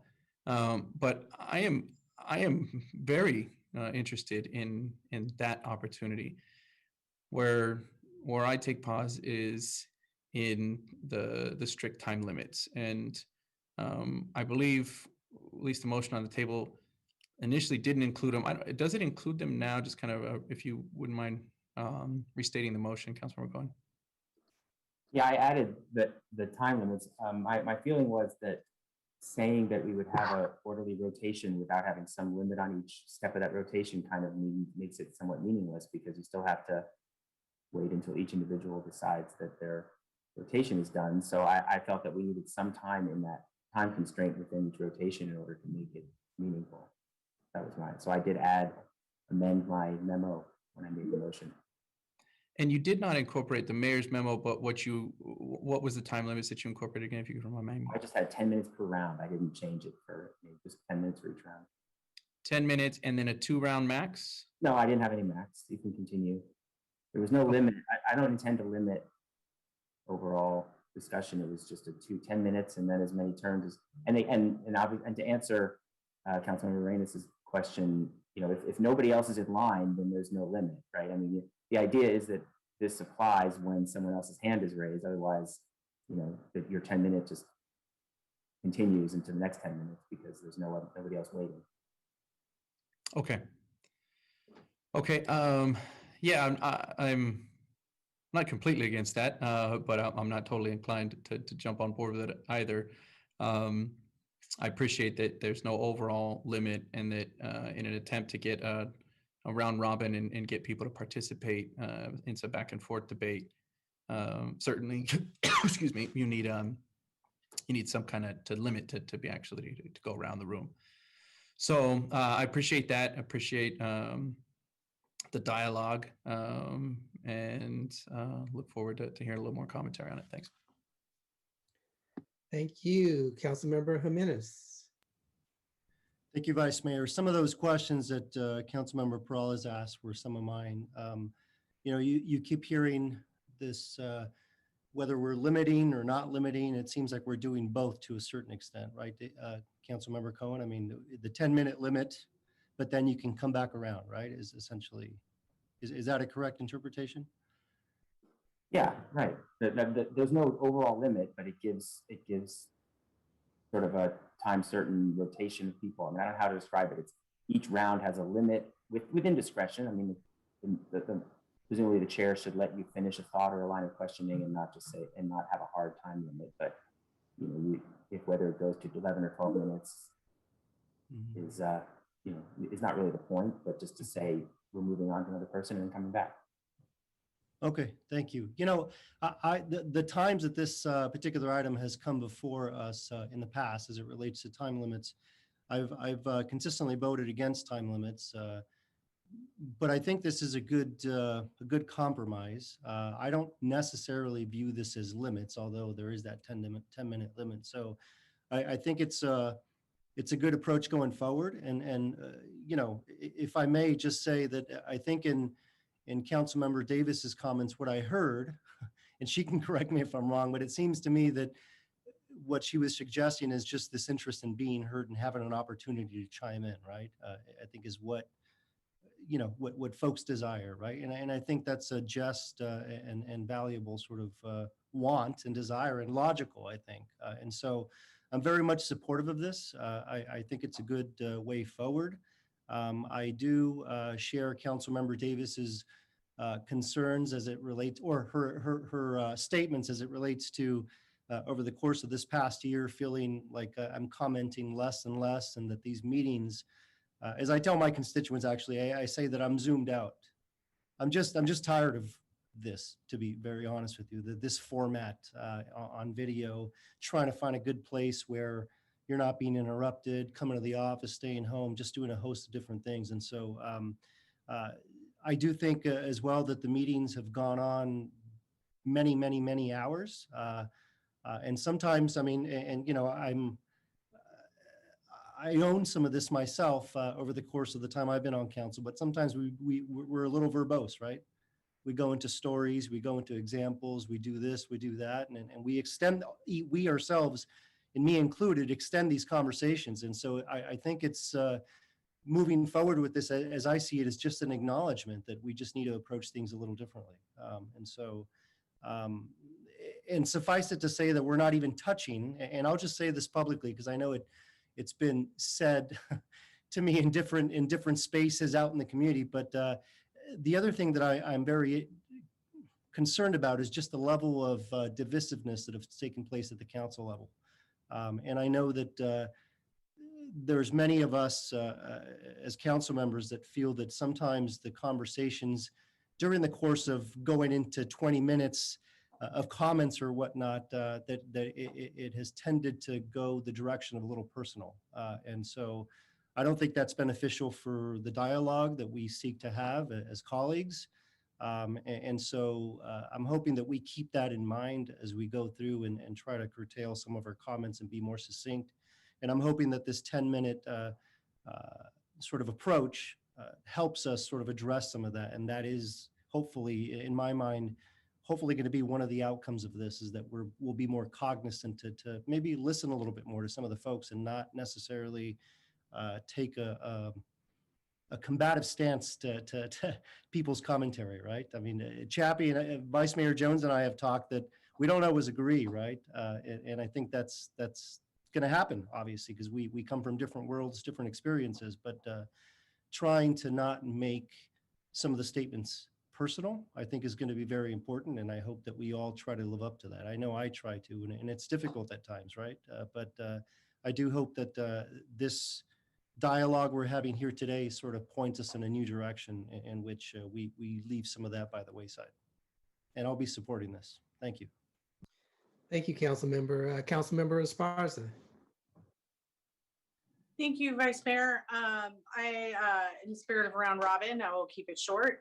One of my colleagues brought up an example that I think we can follow, and that is that Valley Water has estimates for staff presentations. I know during COVID, while here we debate about some of the life and death decisions that we make in a global pandemic, we have had some very long staff presentations, and I understand that our lean staffing here at the city and the fact that everybody's stretched trying to do so much leads to some very short memos and some very, very long PowerPoint presentations, because those are often submitted to us at the last minute. And so I wanted to ask Councilmember Cohen if you would accept another amendment that includes a staff estimate of time on an item for their presentation in the agenda item, similar to Valley Water. I'm okay with that. I only would ask, I guess, maybe Sykes, if you have any, this is what he thinks of the ease of that, or that's a fairly straightforward request. Thank you, Councilor. Yeah, I absolutely think it is a straightforward request. I just want to, we certainly go into all the agenda items, from a strategic standpoint of trying to be focused in our approach. And obviously, the reason we're here is to support your work. And, I acknowledge it can be demanding at times, but we're open to the feedback, and we're certainly open to being able to provide an estimate on what we believe the presentation time would be for, in particular, more substantive items. So I think we can accommodate that for sure. And I'll accept that as a friendly amendment to the motion. Thank you. And I just would add that I hope that we've had some items come to us very late at night that included long presentations and videos and all sorts of things that would add to the time. So That was one of the robbers when they I don't know left, who he that grabbed it is. off her neck. Oh my God. Is folks muted? There we go. Anyway, thank you for the amendment. Appreciate it. That's it for me. And is that all right with the seconder? Yes. Great. All right, Councilmember Cohen, you're up next. Well, in spirit of rotation, I think that Councilmembers Mahan and Carrasco had their hands up, so I'll let them go before my second comment. Okay. Councilmember Mahan. I already like this. All right. Hi, everyone. Yeah, I appreciate the memo, and I'll be supporting the motion, and I'd probably support something even stronger, frankly. I think, and I'm certainly new here, but I actually think Councilmember Jimenez sort of summarized how I feel quite a bit, quite well. And my view is that I think we might be overthinking this. I don't think we are that different from these other governmental bodies. I think the mayor laid out Congress, state legislature, cities of San Francisco, LA, Oakland, many other bodies have limits. And I think the reason is not about having short, efficient meetings. I really do believe it will improve the quality of the conversation. And Councilmember Jimenez mentioned something that even I, had not quite put my finger on, but actually listening. I think it is hard to follow and listen to comments over 20 or 30 minutes. And I have certainly in my short time here been guilty of, speaking and asking questions over the course of 20 or 30 minutes. But I do think the quality of our listening would be improved. I know for myself that knowing that I have 10-minute increments, and again, I would probably support even stronger limits on maybe number of rounds. Like we normally would have 3 rounds and then have to vote to extend, for example. But anyway, that's not the motion. Knowing that I have these limits would really push me to make my comments more to the point and to ask more succinct questions and kind of get through my questions quickly. And I also think a more subtle shift, so I think we'd improve listening, ask better questions, summarize our points more succinctly. I'm already at risk of rambling here, but I think the other piece is that we might shift the nature of the questions. I know that I sometimes ask informational questions that occasionally are in the memo, in the presentation, or just because I don't have enough background yet on some of these issues. And while that's certainly appropriate, and I think there is some public benefit to the informational questions, and sometimes we want to put emphasis on them, I think it would be great if our conversation shifted to have more persuasion or to have a series of questions that lead to a potential recommendation. And so I think it might push us to have more substantive dialogue and engagement with staff and just make better use of the time. I actually think I think human nature is that we respond to constraints and limits, and we're quite creative and innovative. And I don't see it as a loss. I honestly think it would lead to higher quality conversation, even though it feels like a loss, like we're taking something away. I'm not sure it has to be. I think it could be an enhancement. And understanding that I think some of us, we may have some different expectations for what this body is meant to do. We may communicate in different ways. So I'm respectful of the fact that we're all coming at this from a different perspective. But mine is that I think more constraint will lead to higher quality conversation, better use of time, and better listening, more time for public engagement. And I think we'll avoid this phenomenon that I've noticed in a few meetings where we get tired at the end and we kind of rush through the last few items because we're just exhausted. So that's my summary of how I feel about it at this point. Thank you. Thank you. Councilmember Carrasco.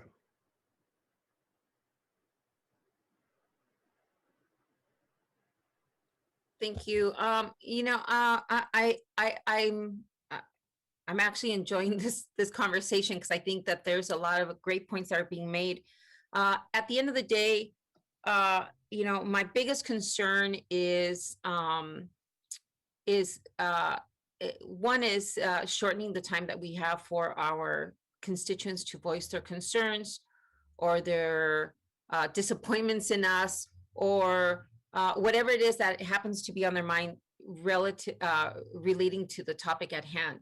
But I do have a concern about limiting discussion on council members for just a couple of reasons. One is I don't think that we were elected to sit and ramble on and ad nauseum and have these conversations until 1 o'clock in the morning, unless as the elected official who represents the district feels that the answers have not been given, there are more concerns and questions that arise, or that we're in essence also the proxy for our constituents. Our constituents contact us.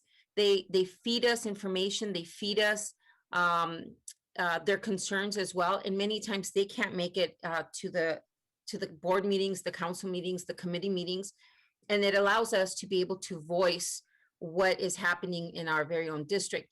I think one of the things that bothers me the most about this particular topic coming up over and over and over is that pre-pandemic, it didn't come up. Not like this. And I've sat now on the council with different council members that have turned over either because of term limits or they were unseated, what have you. And individuals who were, who enjoyed contributing to the conversation at length. And yet that was never imposed on that council or that individual when they thought, they needed to make a really strong argument against rent control, for example. And so as the pandemic has hit us, and it's hit us hard, and let's look at the data points. The pandemic has not had the same effect on the entire city of San Jose, nor on every single district. And when I look at some of the lengthier conversations that take place, they tend to be issues and questions of equity, of those victims of the pandemic, or victims of a very expensive region.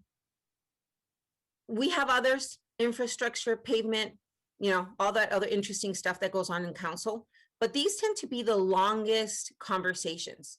And so I just caution us as we move forward in deciding who we're going to censor or limit and where those conversations tend to be rooted in.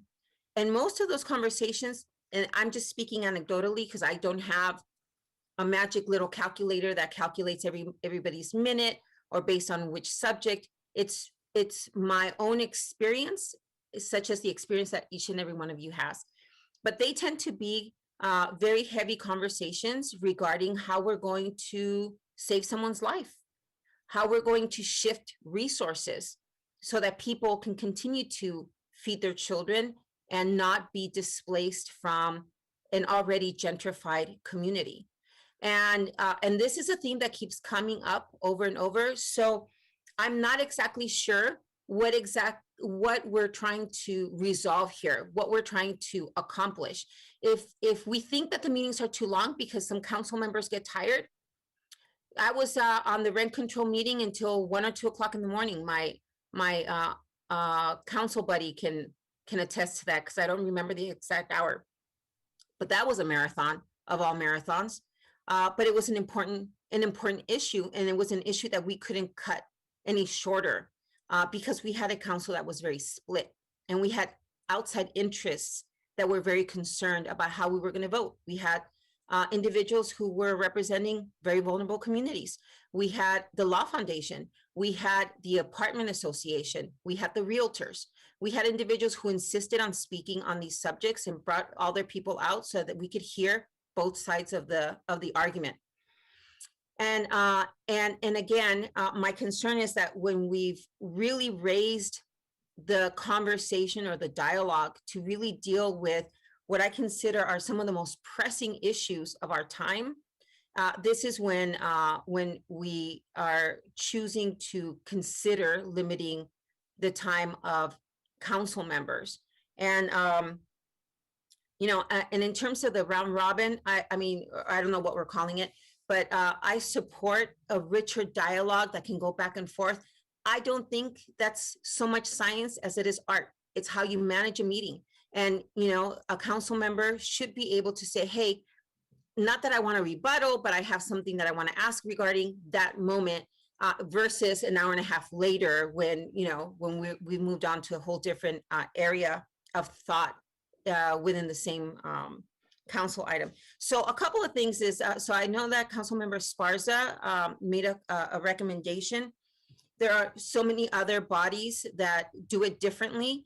The County Board of Supervisors, for example, has their closed session the night before their open session. So it allows them to start on a Tuesday much earlier than we start.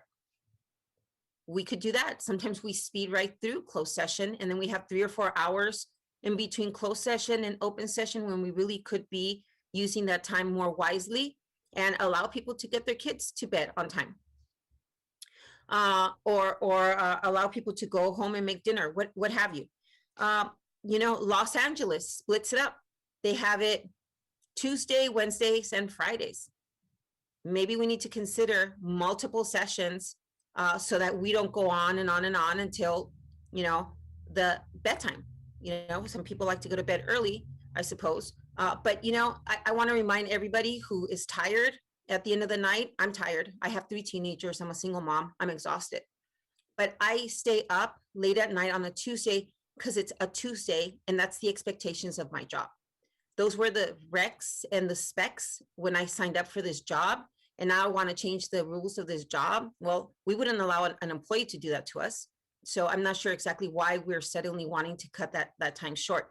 But if we needed to, for whatever reasons, to respect the public or to respect each other's lifestyles and home life, then we could split up Tuesday, Wednesdays, Fridays. Or we could do, again, I'll just repeat myself, excuse me for being redundant, have closed session Monday evening or Monday morning, and then be able to start a lot earlier on a Tuesday. So those are my comments. I will support the will of the council and be a team player, because I think that that's really important. But I'm going to caution all of us to be really careful where we set those time limits or how we watch people raise their hand, because that wasn't a complaint, by the way, when we had a 2-day marathon regarding the strong mayorship and shifting the election to a presidential cycle. If you all recall, people had their hands up We got beat to the punch. It was very strategic. And so we've learned from some of the best. So thank you so much. Those are my comments for now. Thank you, Council Member. Councilmember Arenas, I see you're up next, but in the spirit of round robin, Councilmember Foley hasn't had an opportunity to speak yet. So I want to ask you if you are willing to defer speaking until Councilmember Foley has an opportunity. Yeah, we haven't really adopted this just yet, but because you've asked, Vice Mayor, I will. Thank you. Councilmember Foley? Thank you. I'm enjoying listening to this discussion. The council may remember when I was a brand new council member, I brought in a motion to reduce the discussion on our priority setting items to 10 minutes, and we all agreed to it at that time. But that was just a one-time thing on the priority setting, so we could actually get through priority setting. So you all know how I feel about shorter meetings, but it's not necessarily, so I've enjoyed listening to what you all say, and I agree with what many of you have to say.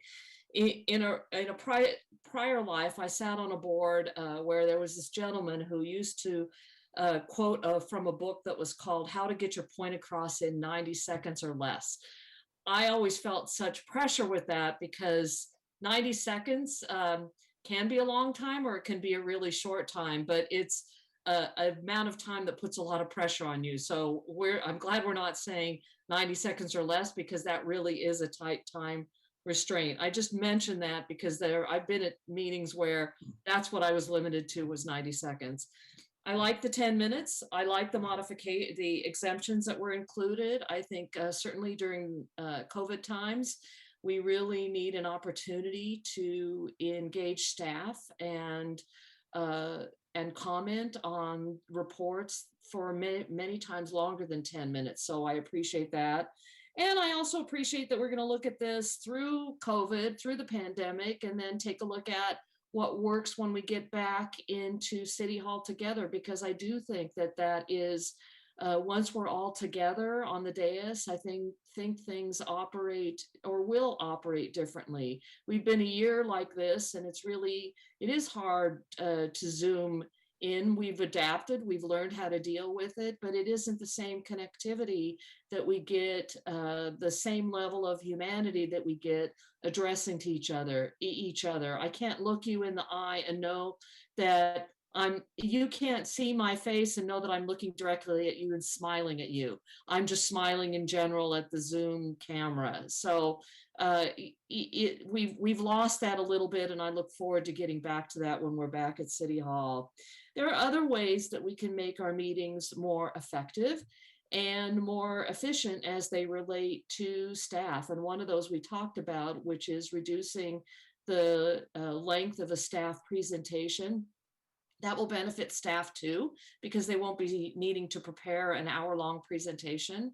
And they should also be prepared, as someone mentioned, I forget which council member, that as we're getting towards the end of the day, to not offer a presentation, even if they have one, just to be as flexible, because we need to be flexible too. For me, this isn't about limiting debate as much from the council, although I do really like the round robin, because sometimes I have questions and I'm checking them off as other people are asking them. And by the time it gets to me, I think, oh, okay, well, all my questions are sort of asked, but not really. And we've been an hour on this subject, and I think we've discussed it enough, so I'm kind of ready to vote. But really, it's more about listening to our community. The way, as we get to each policy item is more, everyone has a voice, we're able to have more of a discussion and a debate. That should allow more opportunity for our community to weigh in beforehand with 2 minutes and not being limiting them to 1 minute, because I see that as a disservice. The other thing that we can do for the community is to have time certain presentations, or when we're going to have an item and we know which ones there are. that will be hotly that will have a lot of community input. For example, when opportunity housing comes before us, we should put that towards the front of the agenda because we're going to have a lot of people probably who want to speak on it, and we'll want to hear from them, both sides. So I think we can do that as well, how we manage the meeting itself, how we manage the agenda and that going forward, we can be more productive in that way. I'm going to support the motion. I think it was well crafted. It's taken into consideration everyone's, at least it sounds like there's a majority consensus, which I think, and it's more than just a majority. It sounds like almost everyone, if not everyone, will agree. I don't know till the vote happens, but it sounds that way. And that's a good thing. It is a good thing if we all agree in trying this out and see how it goes. I think I had one other point and I've forgotten what it was. And because I've forgotten what it was, I'm just going to leave it at that and say, let's make these meetings more efficient. And I appreciate all of your comments. They've resonated with me, and I hope we are having a good debate on a subject that requires one. Thank you. Thank you, Councilmember Foley. Actually, I thought you were looking me in the eye, but now I know that you weren't. So thank you for bursting my bubble. Councilmember Arenas. I'm going to try my video on, but if I get stuck, please let me know and I will take it right off, because I also want to look you in the eye, Vice Mayor.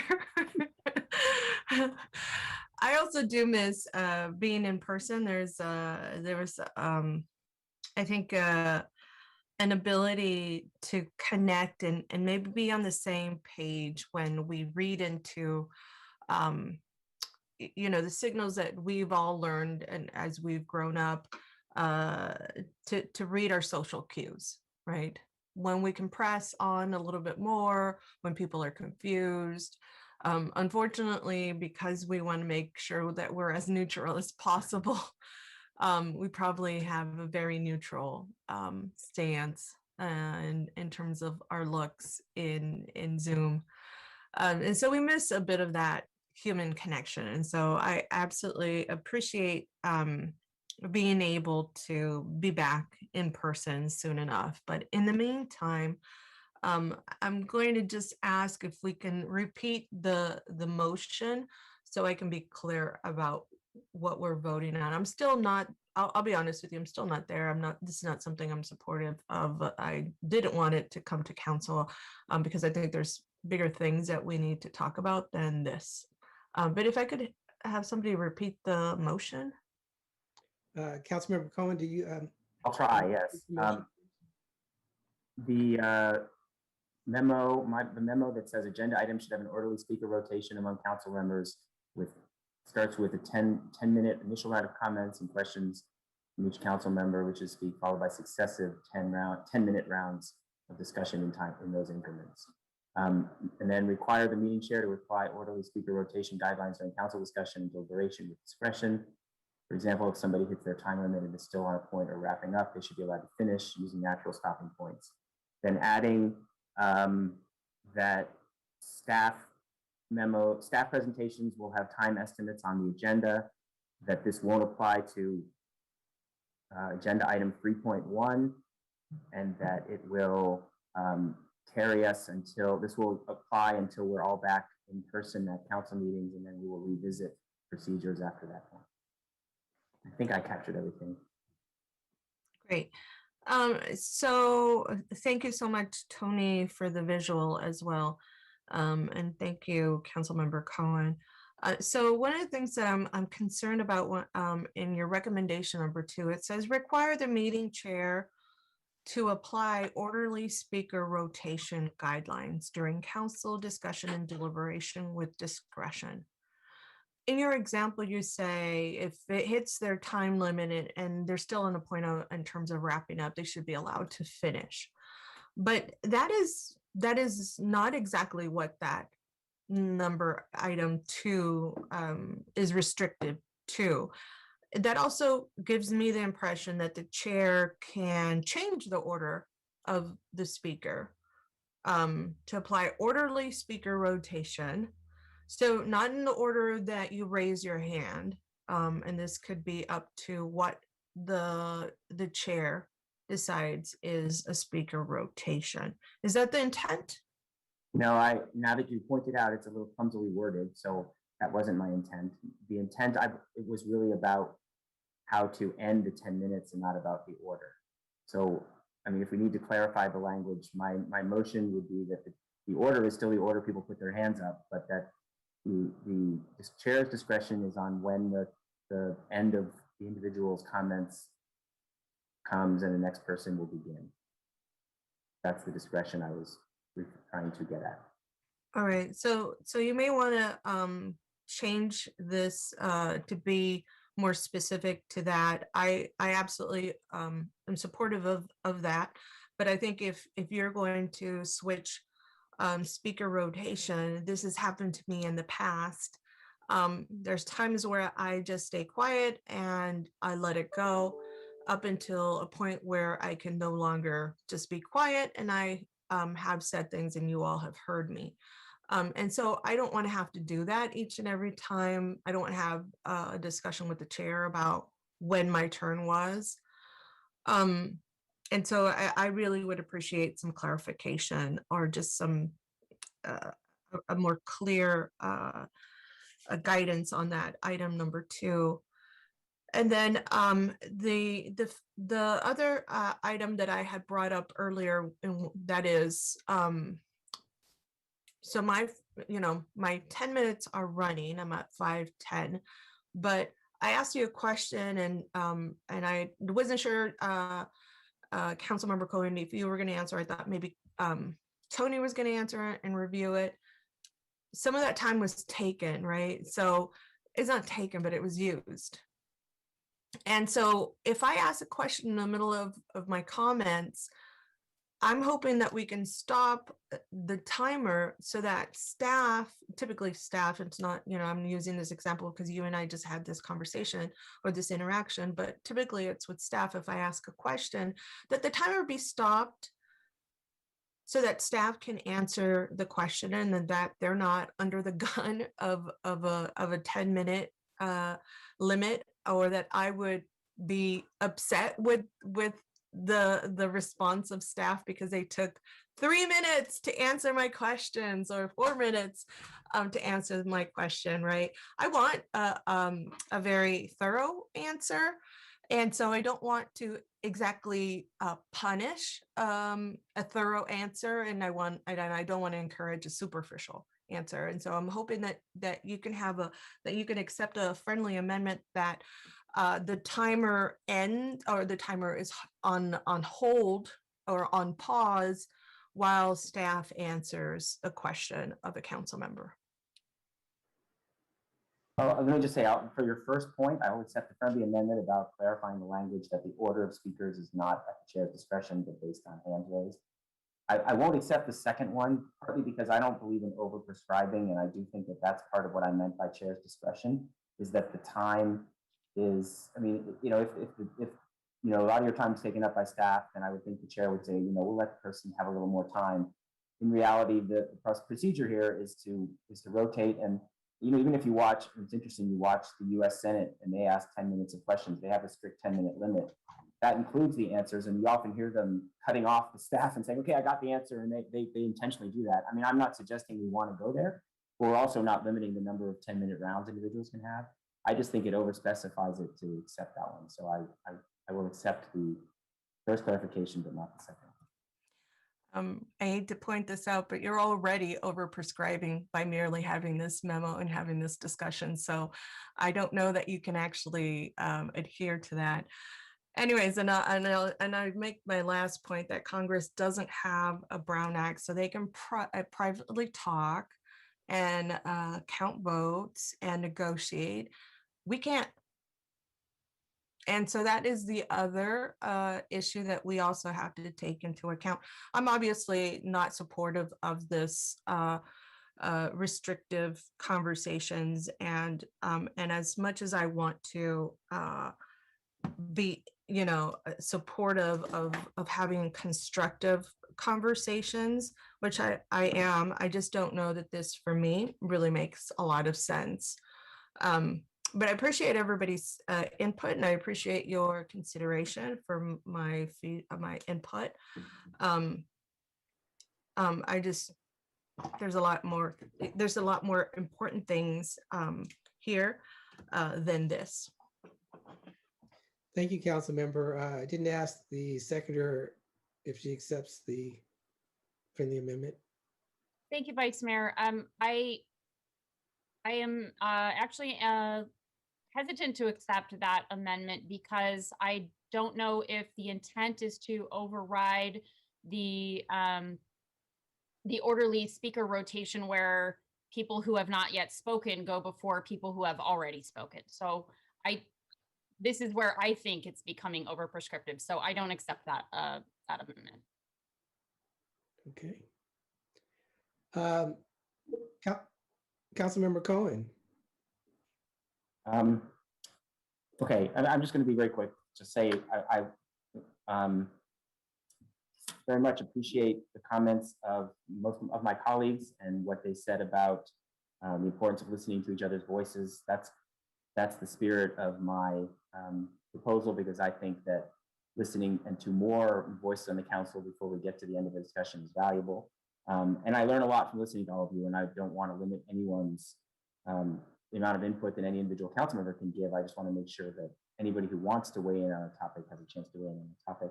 I'm proposing the same procedure that the San Jose Planning Commission uses at their meetings, 10 minutes and with a rotation. That's what they've been doing at their meetings as well. That's at the chair's discretion at the Planning Commission, but you know, I think it's great that we're having this conversation and kind of making the sausage on this, so to speak, in terms of how we will have a procedure going forward.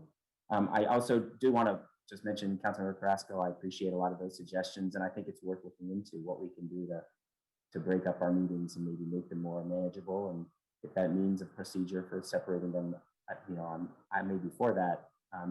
That's kind of out of the scope of this proposal, but maybe something that some people should think about bringing forward for maybe for next year when we get back in person. So that's it, and I appreciate the dialogue. Thank you. Thank you. Councilmember Perales. Actually, in regards to that last comment, I wanted to see to add yet another friendly amendment. I'd like to explore further what Councilmember Carrasco was mentioning, and I do recognize that now the current motion is asking that we will, you know, suspend these regulations or guidelines once we are out of the pandemic and out of maybe these virtual meetings. At that same point, when we rediscuss if we want to continue this or not, I would like to have further discussion on the opportunities of potentially having closed session on Mondays, right, a day before, or potentially utilizing Wednesdays for, as Councilmember Carrasco was pointing out, we used to go beyond midnight too often, and as our vice mayor helped lead the charge, we put our midnight deadline. And I believe only once, if I can recall correctly at the moment, that we've actually gone beyond the midnight deadline. We've gone slightly beyond it where we voted to, but where we've actually gone beyond it and we've carried it over to Wednesday. And so I think, you know, it wasn't meant that directional change was not meant to completely cut off dialogue on Tuesday night at midnight. It was meant to try to limit it till midnight so that way, if we needed to carry on, we could do so the next day and not be so exhausted. But we really haven't used it. We've been using it more as a deadline to just end the entire meeting. And I don't think that's beneficial either. And so I'm not asking for any change immediately, but if we're going to come back regardless after the pandemic to re-explore this, I do think, and I wasn't, you know, aware of how some of the other councils have done it with the closed session a day before. I think those are worthwhile of us exploring and seeing if there may be another way to shift up the format altogether to free up more time on Tuesdays. So if that's comfortable with the maker of the motion, I'd like to add that in. Just to clarify, you're asking about just suggesting that that be discussed for the future. I think that's a great idea to discuss it. So I have no problem with putting it in the motion. Yeah, thanks. And is that all right? Okay with the seconder? Yeah. Thank you. Councilmember Esparza. I think that's left over from before, Vice Mayor. Okay. And Councilmember Arenas is, Yeah, I wanted to ask what was because Councilmember Davis didn't accept the amendment, and I wanted to understand what was it that I wanted to understand the reasoning.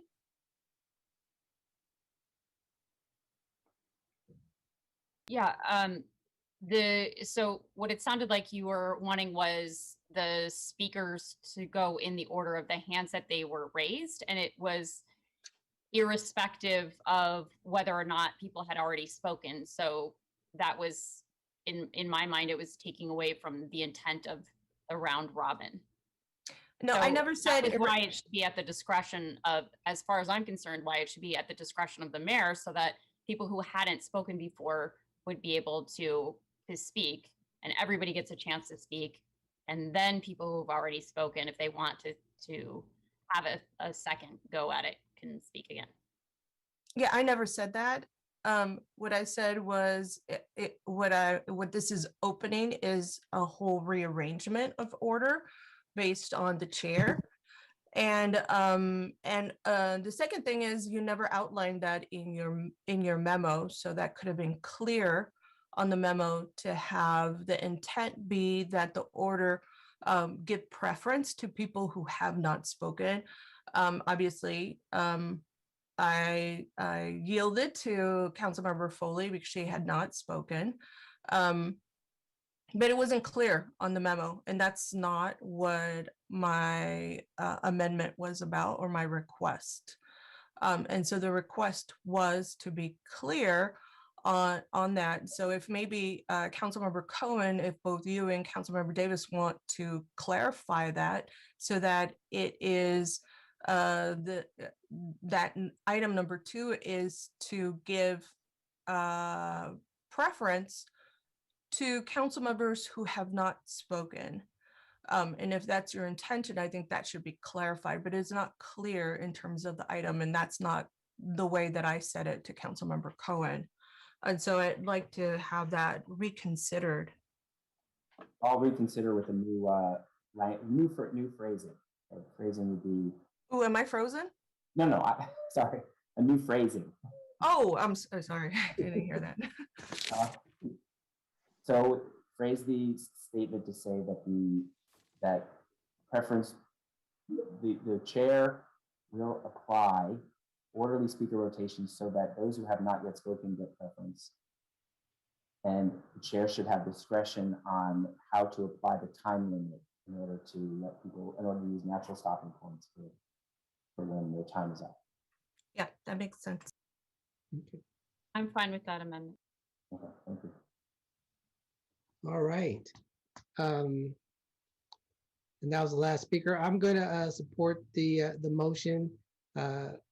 My objective is to make sure that everyone has their voices heard, but we also take care of the people's business. There's been studies that have shown that the average adult has the attention span of about 2 minutes. And after 2 minutes, we lose them. So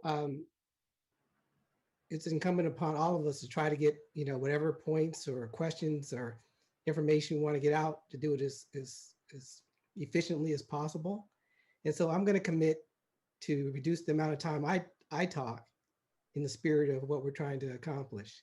So I'm going to support the motion, and we have no more speakers. So Tony, let's vote. Jimenez, aye.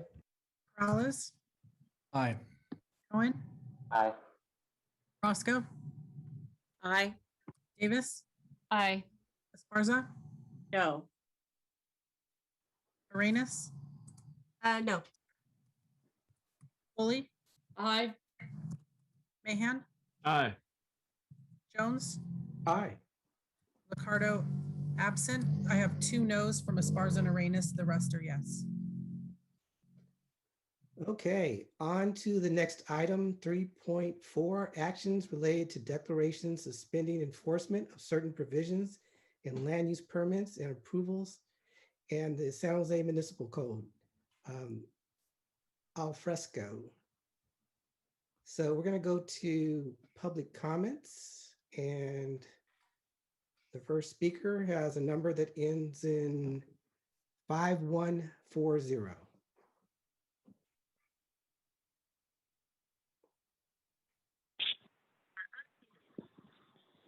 This is we're speaking about the alfresco. That's correct. Okay, good. I thought I heard something different. Yeah, I think you guys should give these merchants something a little extra, since you guys let the county abuse them with 50 times the fines. I mean, who is the county to abuse people in your city? You guys would have been terrible civil rights organizers, I could tell you. Yeah, they need to keep it, because these people, I don't even know how they stayed open after a year with all the rules from the county and the city and the state and everybody, especially the county. You guys need to push hard against the county, because these guys, it's a fascist regime. They should call that place the Reichstag, where they make their rules. But yeah, I think you should extend it out. We have great weather here. And it should have been like that a long time ago downtown. You wonder why the downtown failed. You never allowed them to have it. Never allowed people to eat outdoors because you were afraid that someone might hand somebody a cocktail on the sidewalk or something. I don't know. But this city is so provincial. It's unbelievable.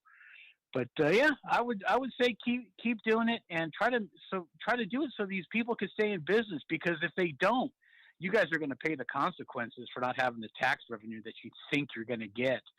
So yeah, keep it going. That's all I have to say. And it's great Sam's not there today. I mean, I hope he is listening. Maybe he can rate my decorum. Thanks a lot. Thank you. Blair? Hi, boy, thanks a lot for the previous item. It's quite a learning experience we're all going through, and maybe by summer, something can be more understandable to all of us. I like Councilperson Carrasco's ideas a lot. For this item, to speak on alfresco, this kind of relates to a bit of my issues about, in this age of COVID, we're just trying to find ways to address our current situation and our future. And it's frustrating. And, food distribution issues have had a lot of concerns. Alfresco dining has had a lot of concerns. And how we move forward with these things in the future, I just hope we take in all parts of the community and our considerations. And that makes for easier ways for better judgment. And I remembered the item that I previously wanted to talk about. I'll talk about it later, I suppose. It was about the tow truck issue, and that there's good tow truck practices in Palo Alto that I'll address later today. Thank you. Thank you. Nathan? Good afternoon, Vice Mayor Jones, City Council. My name is Nathan Olsch, Director of Policy and Operations at San Jose Downtown Association. Just want to thank you all for the staff recommendation today. We believe alfresco is a fundamental tool to the business success and has proved to be fruitful. We have witnessed our downtown and other areas of the city survive because of this opportunity. And we'd like to profoundly thank all government parties and partners, including the 8 city departments involved in alfresco in this endeavor, as we appreciate the flexibility this has provided businesses. Our team at the San Jose Downtown Association has been working tirelessly around the clock for the last 365 days plus to ensure businesses have opportunities to stay in business, to keep folks employed, and to activate space. To consider alfresco a boon would be an understatement. It is a lifeline for our community. That said, we would like to recommend that alfresco be extended to December 31st beyond the staff recommendation of September 30th. We are cognizant this would require additional fiscal support, but firmly believe that this is a necessity for our members in the city alike. With the potential looming 4th wave of COVID and uncertainties that may transpire this year, a certainty of a date, December 31st, would be greatly appreciated. Thank you for the consideration. Thank you. Eddie? Thank you, Vice Mayor Jones, Mayor Liccardo, City Council members, Eddie Trong with the Silicon Valley organization. I'm here today to support the extension of the San Jose Alfresco program as a lifeline for small businesses and restaurants during these uncertain times. In particular, I wish the conversation was really about Councilmember Davis's idea to extend Alfresco forever. I think that is the best opportunity for us to give a chance for these small businesses to be able to survive. In the absence of COVID restrictions and the inability of businesses to have full and open operations, the best thing that the city can do at this time is to allow businesses to earn their own income and to earn their own living. I think this is what this program is meant to do, and we really need to be talking about a longer term extension. We support the San Jose Downtown Association's position to extend to at least December 31st, if not longer. The road to recovery is going to be very, very long for small businesses. The other side of the equation, beyond simply thinking of this as an emergency item, is the fact is, how are we going to facilitate recovery for restaurants and small businesses? We're going to need many more years of this program being allowed them to expand the revenue opportunities so that they can survive this time and for years after that. Thank you for your consideration of my comments. I hope that we can have a longer conversation about how we make this into a permanent program. And thank you for Councilmember Davis for bringing up this idea. Thank you. Paul?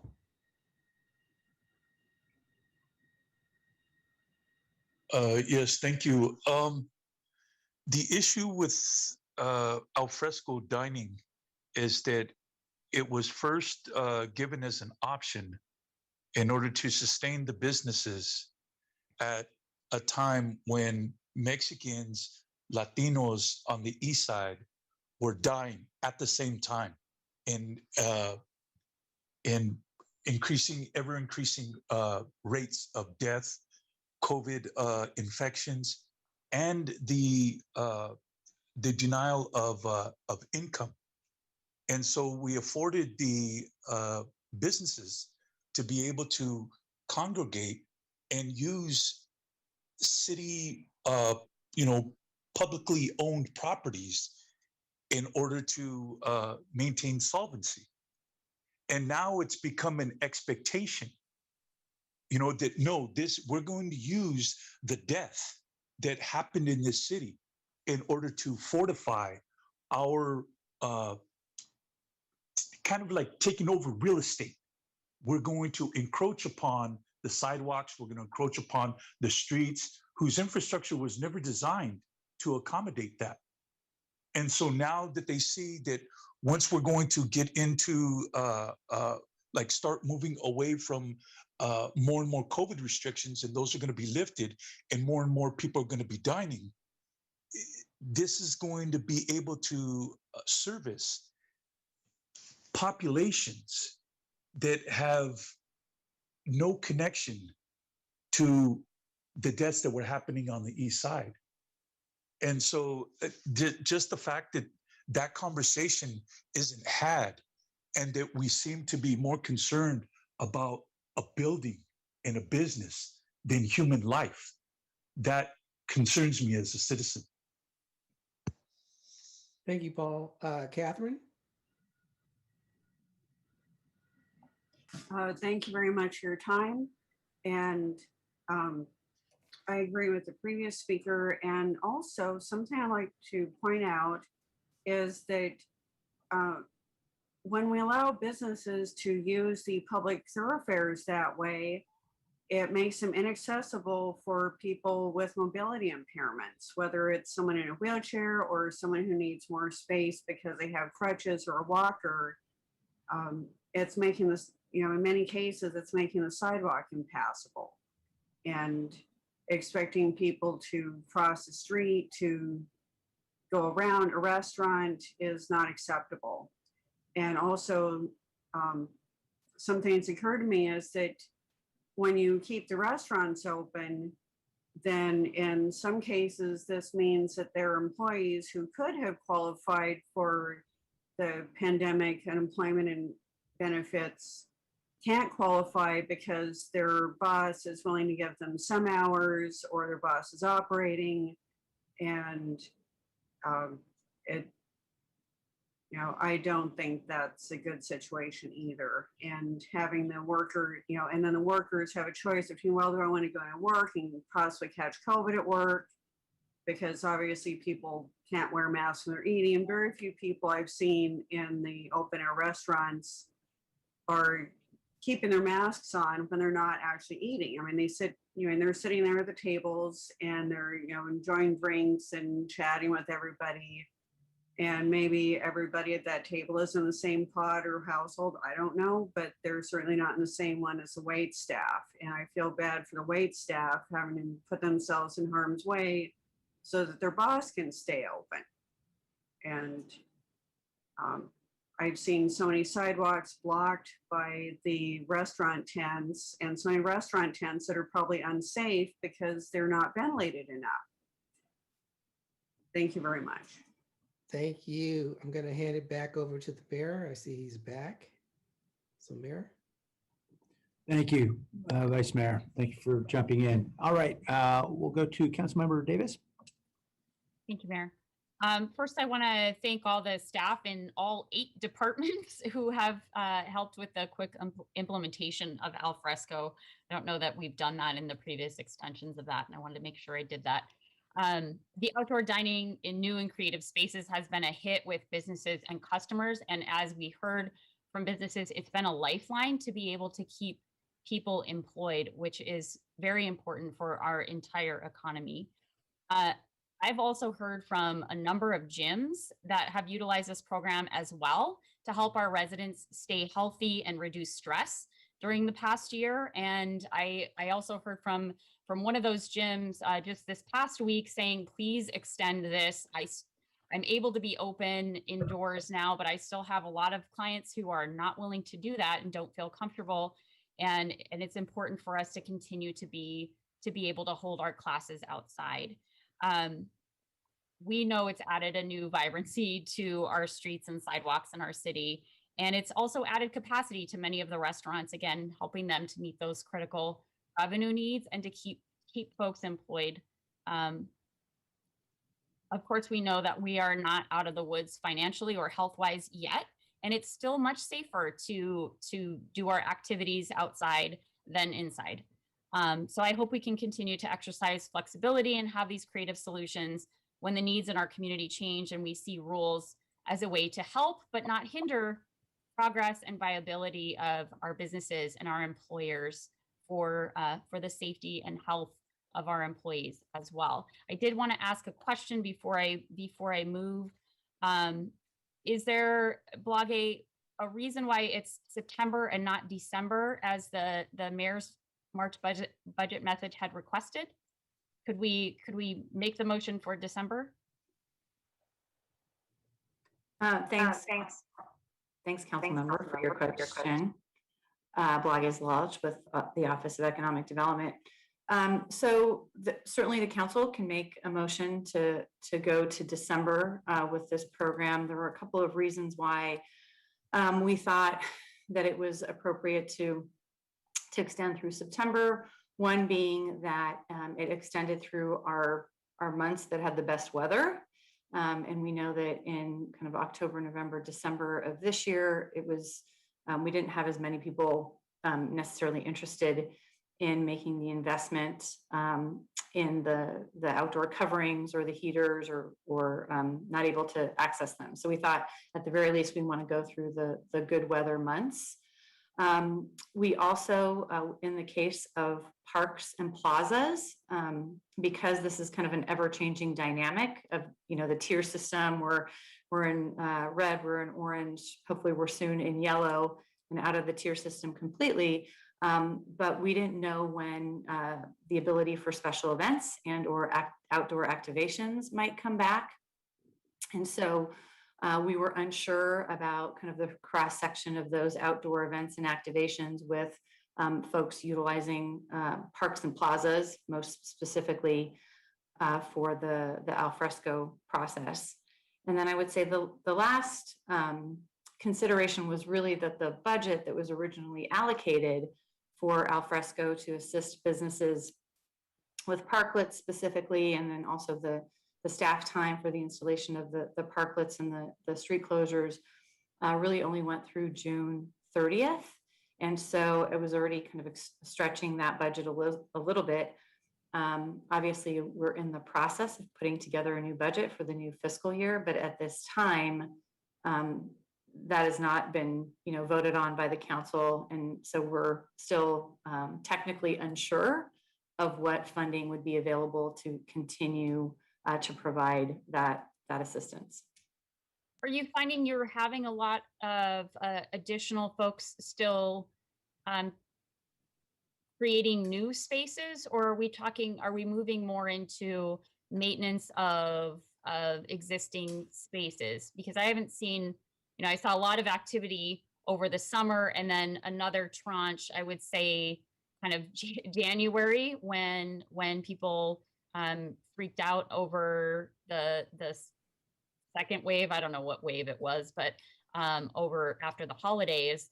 And then it seems like everybody who's going to do it has done it already. So do you really see is it like a steady stream of getting new applications in, or are we on more of a maintaining the sites and oversight of the sites that are already participating?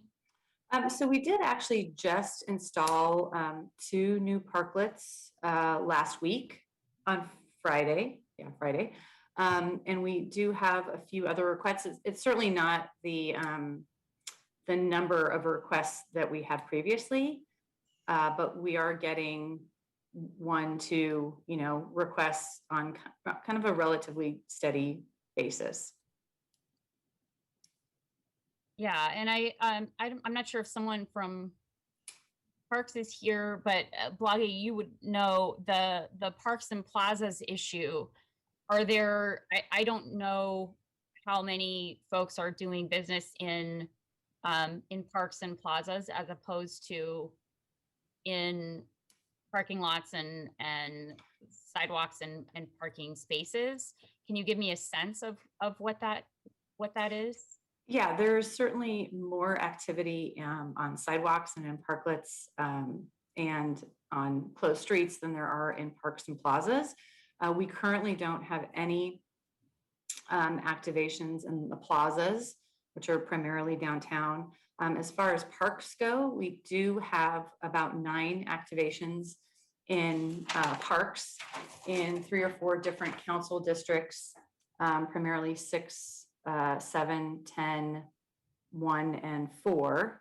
And we do have 3 or 4 applications for folks to extend past the March 31st deadline, which is really the impetus for us coming to council today, because the parks and plazas expired first, and the rest of the orders don't actually expire until the end of June, but we thought it just made a lot of sense to bring everything together and extend it as much as possible. Staff is not opposed to extending the parks and the plazas through the end of the calendar year. And I think what we would just want to do is make sure that we're able to accommodate the applications that have already been set forward for public space activation in parks, and that there's no conflict there, because some of our longer time event producers are able to put in their applications a couple of years ahead of time. So right now we don't have a specific conflict. We were just trying to be mindful that as we got later into the summer months, that those might arise. Thank you. I'd like to make the motion to extend the alfresco through the end of the calendar year. In that case, it sounds like staff is amenable to that, and also that way you don't have to come back to us again, and we're in line with what we passed in the March budget message. Second. Okay, thank you, Councilmember. I support the motion. Councilmember Foley? Thank you. I support the motion as well. Overall, I think the alfresco program is a lifeline for our small businesses, and bringing their staffs back to work is really important, even if it's just part-time work. It's still really important that they're able to get some of their staffs back.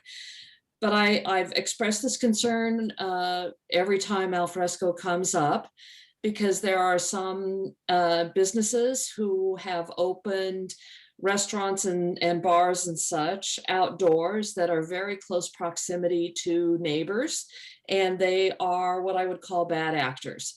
So can you, Blogate, can you give me an idea, or someone give me an idea of how many complaints we've received from residential neighbors resulting from Alfresco misuse? For example, noise, amplification, hours of operation, businesses not going through the process to be permitted for Alfresco. Do you have an idea of what scope we have, what that level is, how many? So Councilmember, I do not have that number off the top of my head, but Rachel Roberts, who is the Deputy Director for Code Enforcement, is on the line. So I'm gonna call a friend here and ask Rachel if she could chime in with some of those details. Rachel, great, thank you. Hi. Same question. Yes, so I do have some information on that. As far as the concerns that have come to code enforcement regarding Alfresco, we have had 13 complaints since the beginning of Alfresco. So those go back as far as April of last year, and the most recent being in February of this year. And primarily the complaints have been around noise or concerns around some of the structures that have been put up for, providing coverage over the tables and that kind of thing. So we do, of those 13, there's still 6 that we're working on resolving, but we have been able to bring 7 of those into compliance. So. And what, Rachel, what does compliance mean? Because I have a feeling of the 13, half of them is related to one of my businesses in District 9. Right. So, because it's right next to homes. And they're outdoors and they've got amplification, and originally they didn't even have permits to operate Alfresco. So 13 isn't very many, so that's good to hear. But how do we make sure that these folks who are still not good neighbors become good neighbors? So we first make sure that they're in alignment with the requirements of the Alfresco program, and then we also look at any regulations that they may be in violation of that aren't part of that program but are still required to be met. So in this instance, we would continue to work with them just like any other code enforcement case until we can get compliance. And compliance for that type of thing would be that we've seen them demonstrate consistently that they are in alignment with the code requirements. So if we can't get that level of compliance, then we would have to move to our next level of enforcement. So hopefully that won't be the case. Hopefully we will find an amicable solution, but and I know we haven't quite gotten to that point for these cases yet, but we definitely can coordinate with you on that specific concern, as well as any others that we're seeing out here in the city. And you have, and I appreciate that. And what is the next level of code enforcement? What's the penalty? Can you walk me through what the next steps might be? They don't do what they're supposed to do, so what do we do? Yeah, so it depends. We usually follow 2 paths. So there's either a citation or a compliance order, and with a noise type of violation, if that were to fall under a zoning requirement type of violation, that would be a compliance order. And so it's an administrative process where they're given a date to comply. And if that doesn't happen, we can fine per day for non-compliance. But if that all needs to be heard by our hearing body, which is the Appeals Hearing Board, if we get to the point at which we are going to assess those fines and penalties against the property. So that's a bit ways down the road. We always try to work with the customers to get compliance before we have to go that route. But there is those, we have that capability in place. Okay, and are hours of operation included in the Alfresco guidelines that they can only stay open to a certain amount of time or a certain hour, or does the hours of operation stay with whatever their business was set up to have hours of operation? Say the business is able to stay open till 2 o'clock in the morning. Can they have the alfresco open till 2 o'clock in the morning? That's just an example. I'm actually going to defer to Blagay on that one. So yes, so I'll go ahead and take that. Thanks, Rachel. With the outdoor operations under al fresco, it's 10 p.m. is the cutoff, except for in the downtown, which was a council amendment to the other operating hours downtown, and that is until midnight. That would make as sense. long as they're operating their outdoor location under the emergency orders. There are certain folks that did have outdoor service and outdoor dining under their regular CUP, for instance, in the downtown. And if they are operating under their kind of regular CUP, then they're able to operate within the hours that are stated in their pre-COVID permit that was issued. That makes sense. One other thing, thank you, Rachel, to your answers to my questions on code enforcement and bringing them into compliance. The other thing that I always bring up relationship to our alfresco is ADA compliance. We're getting complaints from people in wheelchairs and walkers and canes and just people who have mobility issues that they're not able to get around some of the alfresco buildings or alfresco tents. In part, the heaters get in the way. The heaters are not the right height. There's a lot of ADA restrictions. So I know when we have inspectors, they do look for that, but I just want to make sure that we're always looking for ADA compliance when we're approving the alfrescos. All in all, I think alfresco is a great opportunity for our small businesses. We have great weather. It's great to sit outside. It took a pandemic to allow us to sit outside more and enjoy the outdoors a little bit more at our restaurants. I would love to see, particularly in the areas that can handle it, D3, for instance, San Pedro Square, have certain streets closed permanently. That makes perfect sense in certain areas. Not necessarily District 9. We don't have any areas really like that, but it makes sense to close some streets to traffic to have permanent alfresco. So I appreciate your answers to my questions, and will support the motion and support the desire for our businesses to get back to work and thrive. Thank you. Thank you, Councilmember. Councilmember Perales.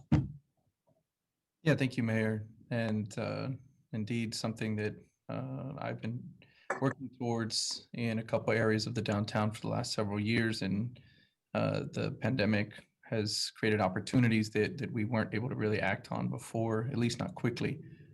So I will be supporting this motion as well. I do think that we should be wise and clear to our business operators that may be utilizing alfresco, that if we have a deadline of the 31st, certainly as it gets closer to that date, that if we think that there are certain locations that are not necessarily going to be extended, or if it's just not going to be extended sort of indefinitely, I know that that's all work ahead. We don't want that to be a surprise to people come January 1, that all of a sudden it's, hey, this is it. So I think we should use that time wisely, right after the summer, because I would agree we did see a little bit of a less utilization over the cold months and the rain, but I just think that should be pretty clear, because it may not be the case again, right? That as we're talking about that every location right now that's taking advantage of alfresco will be included in some sort of permanent, and I'll say semi-permanent fashion, because even though there may be some areas that make complete sense to me, and I think they make complete sense to others like San Pedro, Blagay will attest, easier said than done. And I think that's one of the conversations that came up, was even the wording of, making alfresco permanent generates a reaction that may not, in interpretations of what that means, that may not be the case, and can set us down some complicated paths. And so one of the conversations I had an internal meeting with city staff last week in looking at the San Pedro area was the notion of permanent but semi-permanent, meaning not necessarily permanent structures or permanent builds, but essentially what we've had today, but just ongoing, where it's still, it's still equipment or chairs and tables that can be brought out, during the morning or before business hours, and then brought back in at the end of the night. Something that still is pretty flexible in its overall use. Even if we did have some closures, more permanent closures on streets like San Pedro, even that there's consternation in regards to how permanent that closure may be and what the opportunities should be for allowing for some access. And so, much easier said than done. It was a challenging meeting to sort of come across on what I think the opportunities may be in the future. But I think that one thing, and I tried to make that clear with our city staff at the meeting last week, this certainly is something that the council has shown support for, right? It's not just something at this point now that there's a couple of us that are interested, or like me have been interested in a couple of years. The council overwhelmingly, I think, was interested in having these opportunities all throughout the city. We showed that, last year. Our businesses have shown an interest in taking part in this. And we've heard feedback from the different business communities that want to continue it on, albeit certainly there are still individuals and businesses that this may be impactful to in a negative way. And so we're also hearing that type of feedback as well as we maintain some of these alfresco outdoor uses. It's not just the ADA. There's also businesses that maybe don't feel that, for instance, we have a dry cleaner downtown that, they're not doing dry cleaning outside. And so they're not, the alfresco doesn't quite help them. It hurts them because they want people to be able to pull up right to their door and drop off or pick up their clothes. So easier definitely said than done, but something I certainly support. And I think that we can find pathways forward. I hope that as a whole, our city staff can have that can-do attitude and be able to look at ways that, especially in specific areas throughout the city, where we can make this more permanent or even semi-permanent fashions. I think it's certainly been something that we don't want to lose an opportunity on our new normal as we get back to that. So I will be supporting the motion, and thanks again. Thank you, Councilmember Esparza. Thank you. I'll be supporting the motion. I just wanted to echo Councilmember Foley's comments and questions. I also have received complaints from residents living close to La Placita and other areas. And I do think alfresco is extending it is the right thing to do. And we need to support our businesses and frankly, support our community, and having things to do and being able to come out has been really great. I just think we have to sort of balance the needs between our residents as well as the businesses. And so I just wanted to amplify her comments on that. That's it. Thank you. Thank you.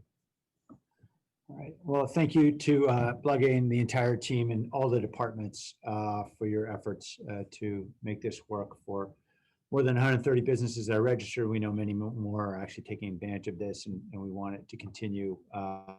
And I think we ought to be realistic about the reality of this pandemic, which is, although we all hope everyone gets vaccinated quickly and we do all the right things, I think we can do all the right things, and this virus is going to be with us in a pretty substantial way for quite a while, for a year or two at least. So this is, I think, the way of pushing commerce outside is a good thing in many ways, and I think we got to continue to accommodate in any way we can. So appreciate everyone's hard work.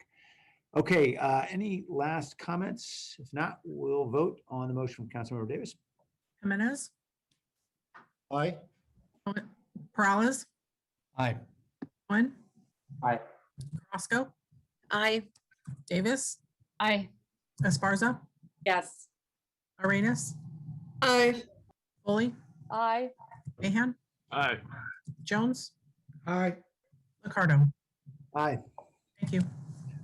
All right, item 3.5 is a report on a request for proposal and approval of agreements for affordable housing portal. We do have a presentation, I believe, from Jackie and her team.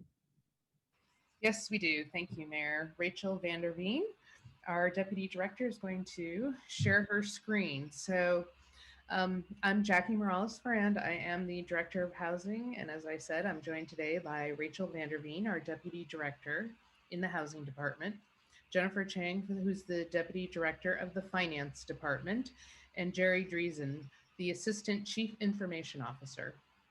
We also are joined by Zach Burke, who's the founder and managing partner of Exergy, the vendor of our affordable housing portal Doorway. Next slide.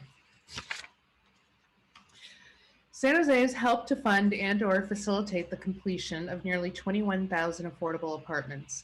Each affordable housing development has an income and rent restriction that limits how much rent each qualified household pays based on the public funding received. The Housing Department is proud of our affordable housing development, and it is often confused as market rate. Our affordable housing is built of a quality that matches or sometimes exceeds that of market rate housing. We take a lot of pride in the quality of the design. However, there are additional benefits to affordable housing, which includes both economic and health. An economic benefit is an increase in discretionary spending. Rent is overwhelmingly the most expensive expense for low-income households. Those living in affordable housing are better able to spend more money on nutritious food, healthcare, and other costs. A person's housing is also a social determinant of their health. In addition to other factors like income and education, housing is a component that influences a person's physical and mental well-being. Families who struggle to pay for rent often have difficulty meeting their other needs, including the inability to refill prescriptions or may not seek medical attention. The quality of the actual housing impacts critical health factors. For example, I often hear from many of you on council about the terrible overcrowding conditions in your communities. Next slide. And of course, I want to acknowledge the obvious, that residents of affordable housing may pay rent that is significantly lower depending on the targeted income, as this slide illustrates. In Santa Clara County, the median income for a family of 4 is $141,000. Renters must earn $49 an hour or over $102,000 a year to afford the average effective monthly rent for a 2-bedroom apartment in San Jose. That rent is a little over $2,500 per month. The market rate rent for a brand new Class A 2-bedroom apartment is close to $3,000 a month.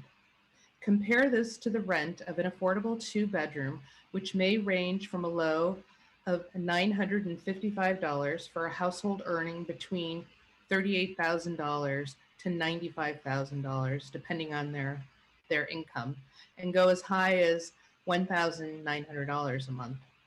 Next slide. The occupations of our residents are diverse.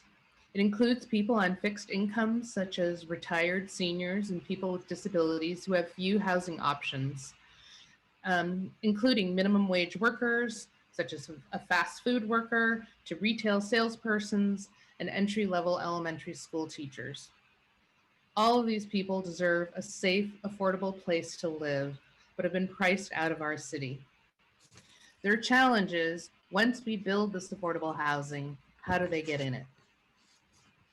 Next slide. The current process for finding an affordable apartment in San Jose is daunting. Unlike the Housing Choice or Section 8 waiting list process, there is no single location for finding an affordable apartment. This photo shows the actual list of apartments that includes addresses and contact information that we give our residents who are looking for an affordable apartment. Prospective tenants must contact each property to find out if the apartment is accepting applications. Because demand is so high, a property usually accepts applications maybe once every 3 to 4 years. In addition, submitting applications is challenging as well. Once a housing is found and an apartment is identified, an applicant must complete a very long application with personal information that is often outdated by the time their application is ready for review. Language, daycare, and transportation are added impediments which create additional challenges for low-income households seeking to find an available affordable apartment. And finally, applicants don't know their current place on an eligibility list. Once they fill out their application, they're placed on an eligibility list. They have to continually contact a property manager to find out when it's their turn. This is a time-consuming process for both applicants and property managers. Next slide. And actually, I'm turning it over to Rachel. All right. Thank you, Jackie. So the doorway system, formerly called Dahlia, will achieve the following major outcomes. It will improve access for applicants. The system will provide one site for all affordable housing vacancies within the city and even throughout the region. It provides a shortened digital application in multiple languages and reduces language, transportation, and other barriers to applying for affordable housing. The system also increases transparency. The process for applying and informing tenants on where they are on wait lists will be made transparent and will be more clear to residents seeking affordable housing. The system will also facilitate the ability to track neighborhood preferences and other future preferences. So the issue of the policy discussion related to tenant preferences is actually agendized and will be discussed later today. But what we have been advised by other jurisdictions who have implemented this type of policy is that a tool such as Doorway is a key item in being successful in implementing these policy changes. It allows for consistent preferences to be tracked over multiple developments. This system also provides regional opportunities. This project builds on an investment that was made originally by San Francisco and its Dahlia website portal. San Jose has stepped forward and was the first agency outside of San Francisco to adopt a phase 1 platform with creating a website to post listings. Since then, Alameda County, San Mateo County have all implemented similar web portals and have worked together to create the Doorway Regional Collaborative. The mission of the collaborative is to make it easier to find and apply for affordable housing throughout the Bay Area. It has also created a platform to advocate for more resources to bring towards this technology solution and reduces the cost of maintenance of the portals by working together to fund the ongoing support for all of these sites. San Jose is taking the lead on this project within Santa Clara County. The county is currently focusing on providing permanent supportive housing, which actually comes through, residents are placed through the continuum of care system. And so the county has worked with our city to have us be the lead on this because we have so many existing affordable housing units already that can quickly implement the system. We are working with the county, Santa Clara County, cities within the county, and also the Housing Authority of Santa Clara County to figure out how we can expand the Doorway platform across our own county. Finally, the system will provide data on applications that can be used to better understand the needs of those who are seeking affordable housing.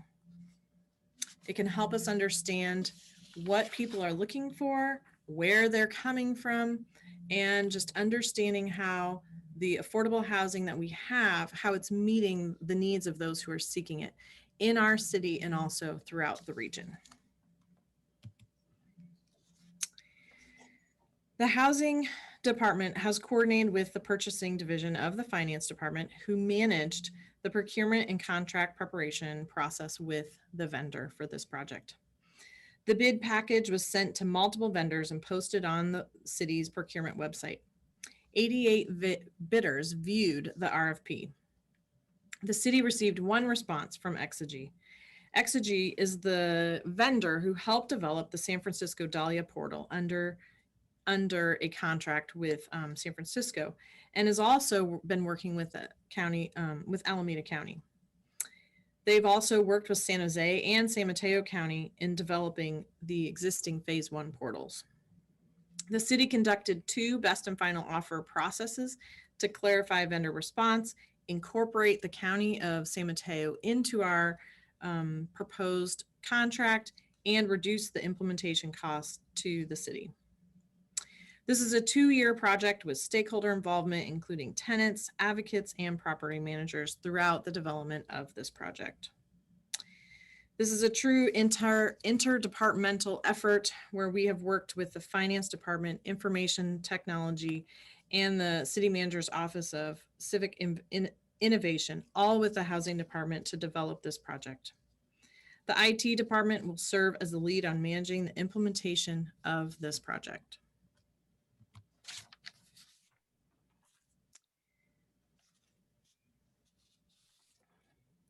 The project will provide an applicant portal that meets the needs of prospective tenants, and a partners portal that will enable property managers to post affordable housing vacancies and manage digital applications. Applicants will be able to go onto the site to find affordable housing sites that are currently accepting applications.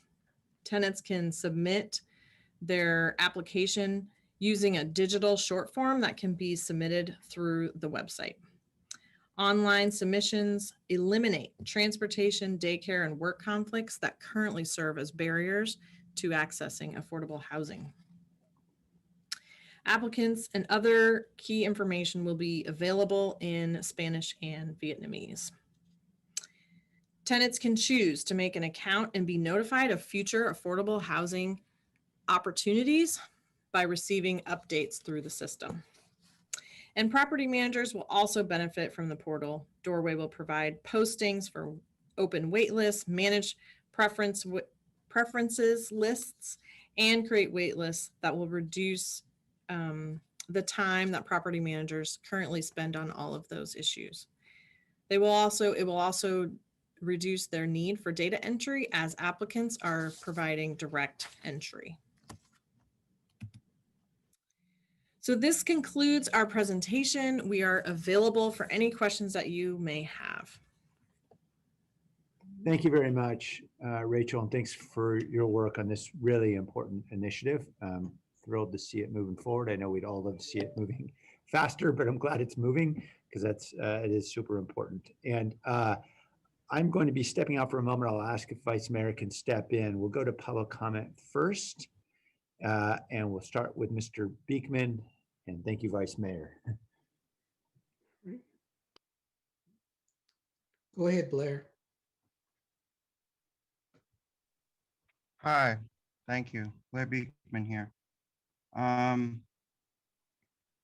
To first quickly offer for city staff in their public meeting presentations to work towards their better ideals and not be afraid of better openness, honesty, and candor can be important concepts of creative, logic-based healing process for all of us, and how to develop a possible overall better consciousness toward a more open community process of human services and sustainability in this sort of public meeting item. Thank you. And for all public meeting items, I guess is something we're trying to establish and work towards. So good luck in these efforts. With this item, thank you that you're trying to make something accessible and understandable, more understandable to the public. It is the ideas of developing trust between the public and its government. And, so good luck in how you can work with this issue. As always, my major points in life right now are the ideas of really how to describe the term affordable housing.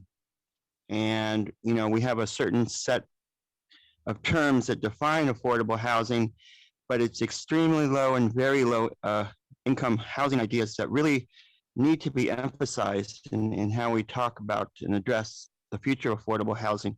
And I think possibly the best way to do that is to the ideas of mixed income housing.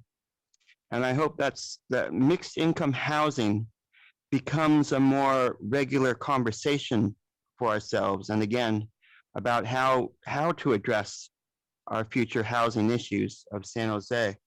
There was an item about historical preservation in the Google area. Why not be considering mixed income housing ideas? That's an important concept. And always think of the east side. Thanks a lot. Catherine? Good afternoon, Mayor, Council, Housing staff. I want to thank Housing for this proposal because I am one of the people looking for affordable housing who is just too overwhelmed by the current process of trying to apply at hundreds of different properties, having to call them just to find out if I'm even eligible with my income level. And I thought for a long time that it would be so much better if people could just submit one application and be on everybody's waiting list the way college students file the federal application, whatever it is, the FAFSA. And instead of having to send their financial information to each college they're applying to, format it a little bit differently, but basically the same stuff.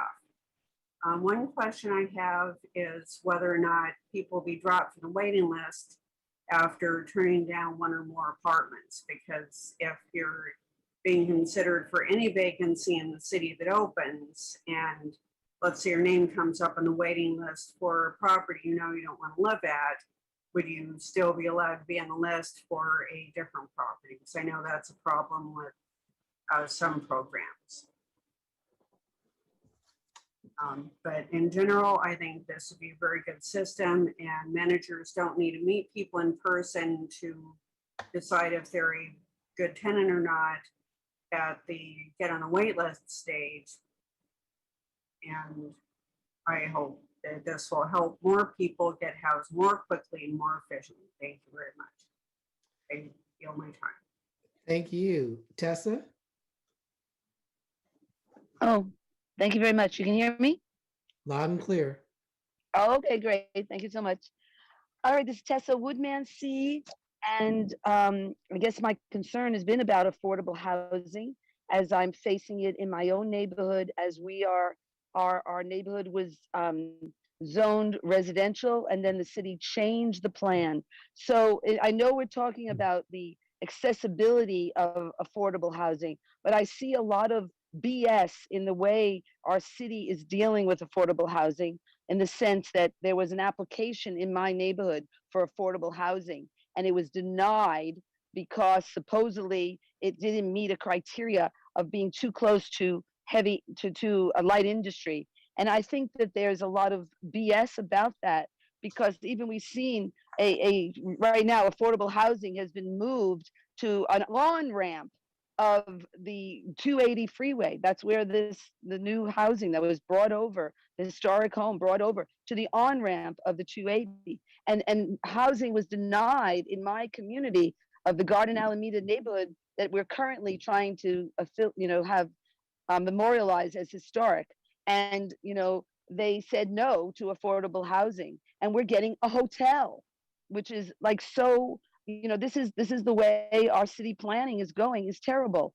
And so when we talk about that we're trying to really create more housing, I see it as BS, because there was no reason for that to be denied. It actually was like Blair was saying, it was affordable for middle income housing. It was going to be actually home ownership. And so the fact that happened, that needs to be changed. And we need to look at that. I want that evaluated. I've been asking planning and housing why it really was. I want to see it in writing that said it could not be affordable housing. And it should have been, whatever writing there was, it should have been made to happen, because we're in a crisis. Thank you, Tessa. The number that ends in 5140. If anybody thinks that this city is going to make anything easy for the residents, think again. I mean, if you're a homeowner here, they measure your flagpole. They make sure that people's sheds in their backyard have to be dismantled. And all of a sudden, you think you're going to get free or affordable housing from these people? These people don't care about you. They're only in it for the big bucks and maybe a future political position. You're full. I mean, can you imagine how long it took to talk about having a cafe having a patio on a city street that's not even being used because no one's there because of COVID? Can you imagine? Like, this is a controversy at the city council. How are you going to have how are you going to be able to regulate, manage, fine, pay fees, whatever, just to drink a cup of coffee on a sidewalk? And you all of a sudden, all you people think they're going to just bend over backwards for affordable housing and make it easy? Forget, they don't even make driving easy anymore. These bike lanes that completely take over the street. I think they should be illegal, quite frankly. They make it difficult to drive down the street. And hey, if you break the rules, what are they talking about? What are the penalties? What are the punishments? What are the fines? I mean, these people this city council is draconian. They want to think about what the fine's going to be versus, hey, let's maybe make business better, right? And all of a sudden they want to hand out all this affordable housing with what money? What money are you going to have if you can't even figure out how to tax somebody properly to have a patio to serve a cup of coffee on? And if you think you're going to build a new urban villages, what are they going to be like? Are you going to? Thank you. Bringing it back to the council, Councilmember Mahan. Thanks, Vice Mayor, and thanks, Jackie and Rachel, for the presentation. I've just got a few quick questions, and I'll just say I'm very supportive. I think it's a great use of technology. Seems like a lot of potential benefits, and I know from my time in civic tech that Exegy has a really positive reputation, has done great work as well. So just to run through just a few quick questions. One that I wasn't clear on from the memo is why Santa Clara County doesn't appear to be part of this partnership. Am I incorrect? You're not incorrect. One of the reasons why is the Santa Clara County is primarily funding through Measure E permanent supportive housing. And the permanent supportive housing has its own priority system that would be outside of this system to begin with. I see. And I'll turn it over to Rachel if she wants to add something else. Yeah, so I also just wanted to add that the two things. Number one, Santa Clara County is actually very interested in this. So I definitely want to make that clear. They're interested. We've been talking to them. We actually, Santa Clara County, it hosts a meeting that's held regularly with housing staff from all of the cities in the county. And we've had multiple presentations on Doorway. They're very interested. And the way that we designed this procurement, we did it with a lot of intentionality so that the other jurisdictions within Santa Clara County can use our work to basically move right through the procurement process, use our hard work on the procurement process and move right into either some form of an agreement with the city as the lead, or they can enter into their own agreements with Exegy directly. So we did all of that work on the front end intentionally and talked to them about it and let them know along the way that that's how we were designing it. So again, the county's very interested, but also the reason that San Jose has been the lead versus the county is just because we already have 20,000 existing affordable housing units that have been funded by us. And the county, up until recently with Measure A, which really probably started funding things in about 2016, 17 or so is when they first started putting money in to developments. They just have a much shorter list of existing affordable housing. Great, thanks. That makes sense. And I'm glad to hear that they're interested. I think the more local jurisdictions that participate, probably the more valuable the portal. I was also thinking about this from a cost sharing perspective. It would be great to have others help pay for the build out. But that sounds good. And then how do we get people to the portal? I know from building technology, sometimes the distribution and getting people there is as hard or harder than actually building the tool. So what's the plan on that front?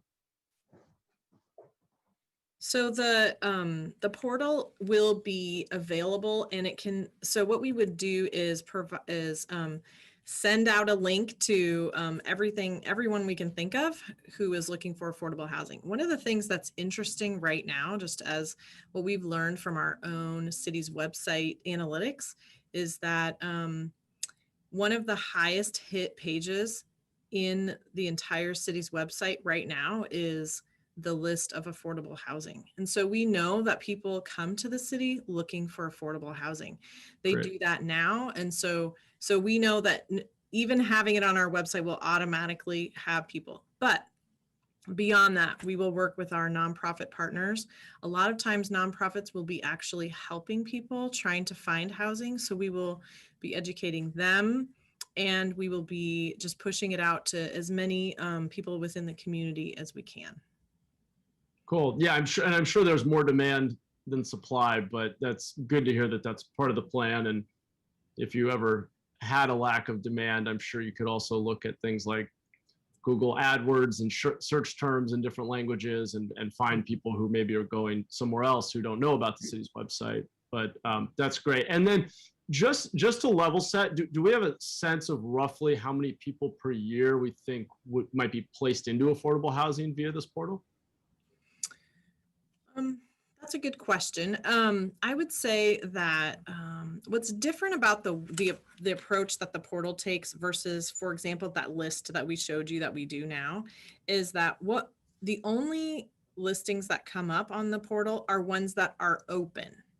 So the problem with our paper list is that the majority of those have closed wait lists. So people make the phone call just to find out that they're not accepting applications right now, right? So the idea is that the postings on the site will just be those that you can apply to. So we would expect, just looking at information from San Francisco, because they've had theirs active and working for a while. Generally what it is like any given time, there may be 1, 2, maybe 3 openings at a time. And those are going to be open for maybe 30 days. And then what they do is they'll be creating a new wait list, and then they will be placing people as vacancies come up. So it'll be a couple hundred people, I would say, per year that are going to be placed.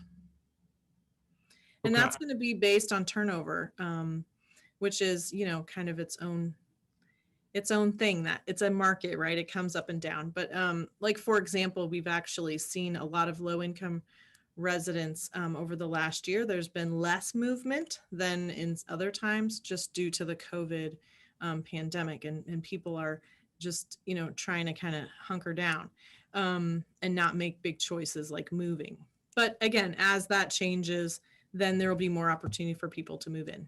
Got it. Okay, so maybe a couple hundred a year, but with growth potential, and then a lot of, it sounds like efficiency and time savings for folks not going after leads that aren't going to materialize. So that, that certainly sounds like a benefit. And I assume this expands regionally with more partners over time. So yeah, I think this makes a ton of sense, very supportive. I will move the staff recommendation. Second. Thank you. Councilmember Sparson?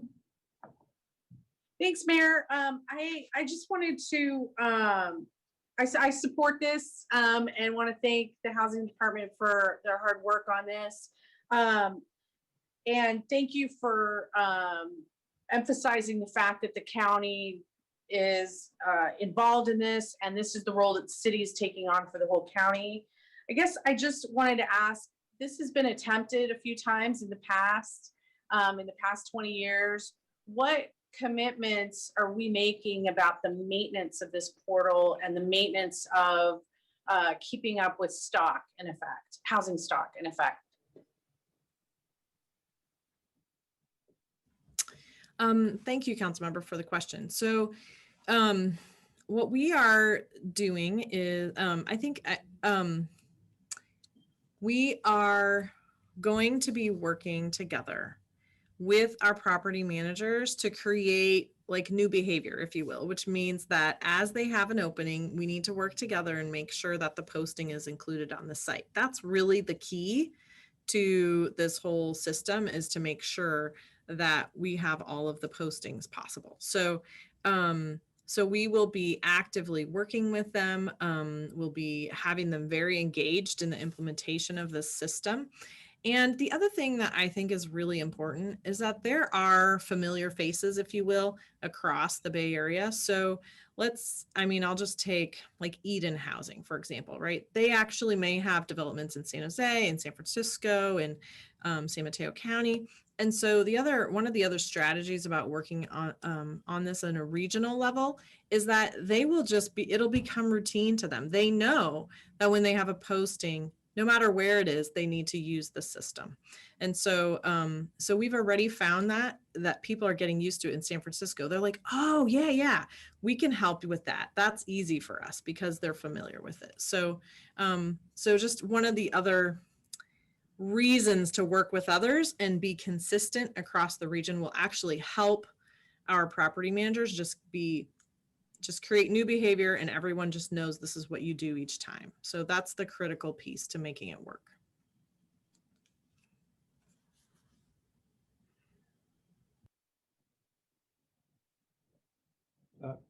Councilmember Esparza?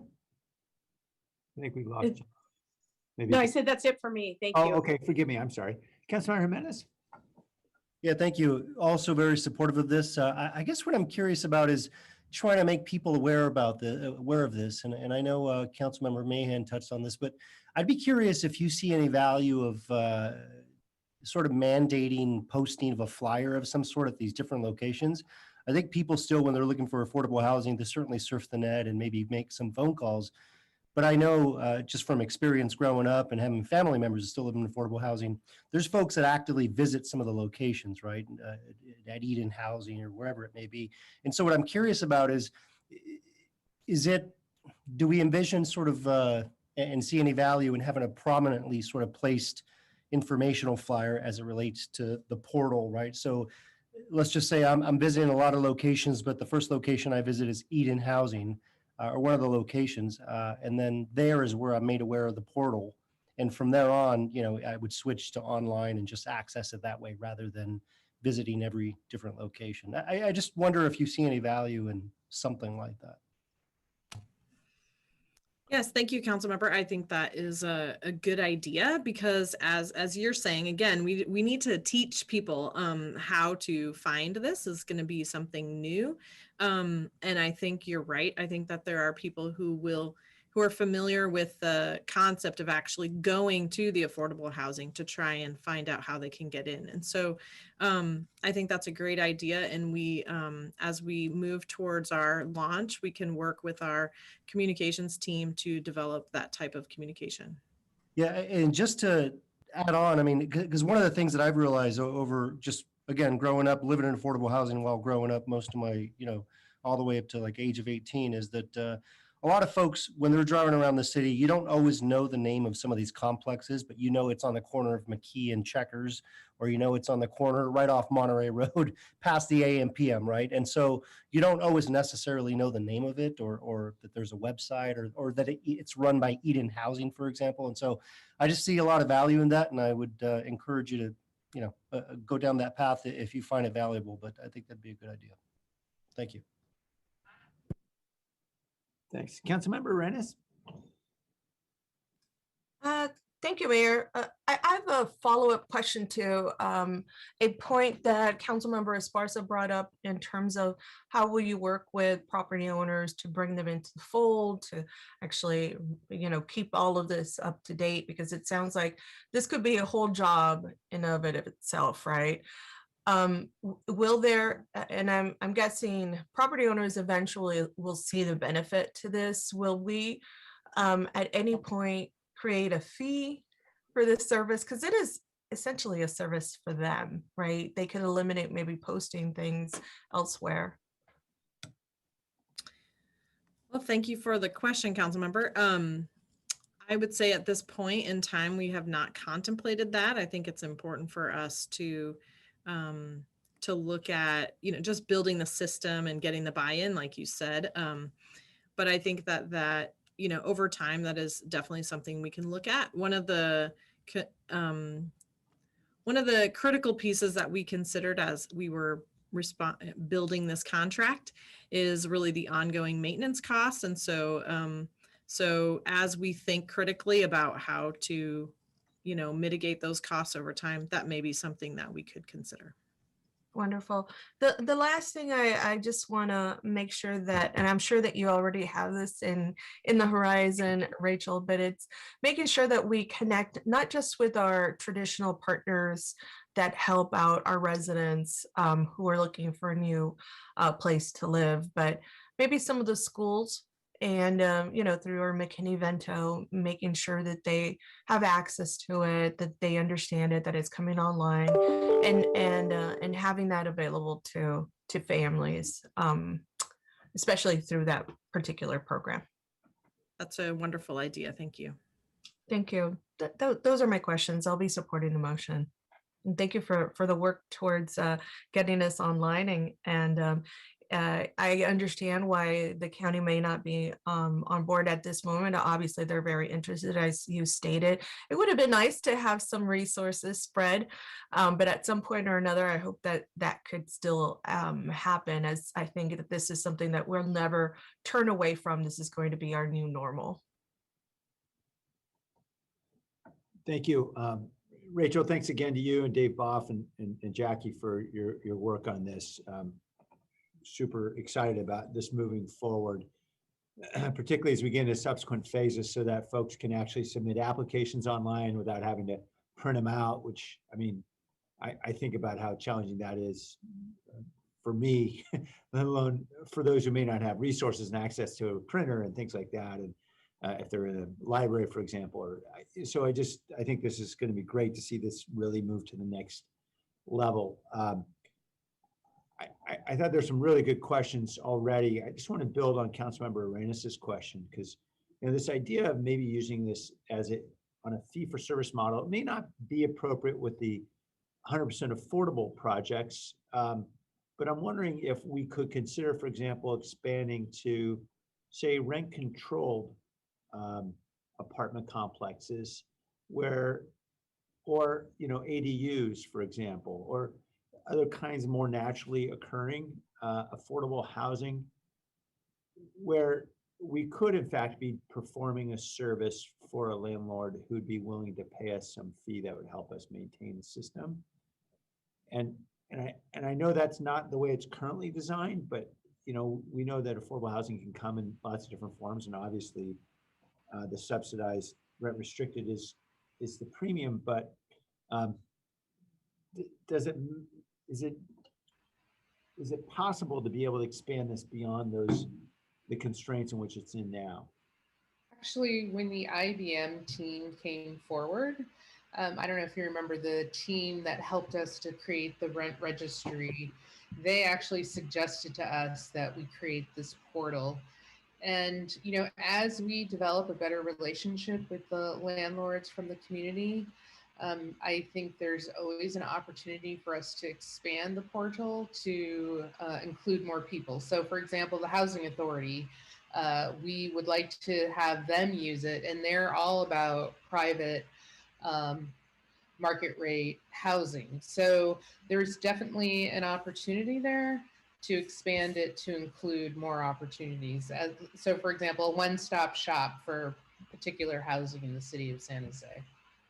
Yeah, I'd be really interested in seeing that. I know we've got to walk before we can run, but I know apartments, for example, on South 11th Street that are renting out to tenants now that are below 60% AMI rents, but they are theoretically, market rate rent controlled apartments. And so I'm sure that's true of some ADUs and other things where we could actually provide pretty affordable options to folks that aren't in our stable. And I guess as I think about that stable, I know the report also mentioned that Section 8 is not currently incorporated. And I know you talked a little bit about the county, Rachel, but interested in about the county housing authority specifically.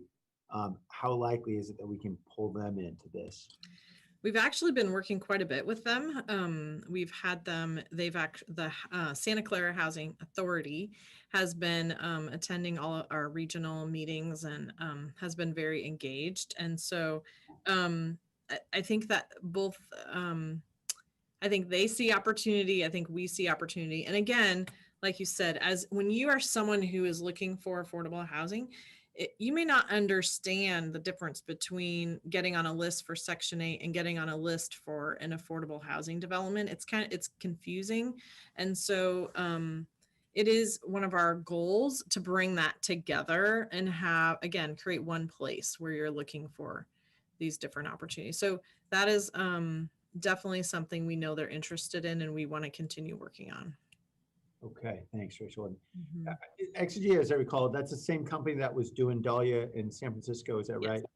So going back to a question that Councilmember Mahan asked, we're spending 1.7 million roughly, I guess, and as we think about what's going on regionally, why isn't this a regional RFP in which we're just sort of paying our share and all the counties and cities are all kind of going in together? Well, we contemplated that along the way several different times. Part of it is just because we have different jurisdictions in different places, like different points in their own journey, right? So, for example, obviously San Francisco has had their site up for some period of time already. The county of Alameda already did a procurement process, so they were ahead of us, and then they didn't. They were like, "Well, no, we've already negotiated a contract."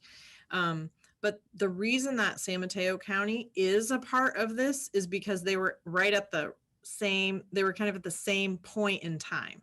Yeah. So they were like, "Perfect, we are ready to do this. We can work with you," and so it worked out with them. So, but again, what we wanted to do with this effort is to create an opportunity for us to do more of that in the future. So, So let me just jump in. So Mayor, one of the things we're looking at is we've been trying to convince MTC ABAG through BAFA to become a regional host, right, to maintain the site for the whole Bay Area. Make a And lot of so Rachel has been negotiating very hard with all the other cities like San Francisco and Alameda, who are already ahead of us, to say, gosh, we could save a lot of money if we all just came together Agreed. and had somebody host or take on that role. So that is, I'm on the technical committee for BAFA,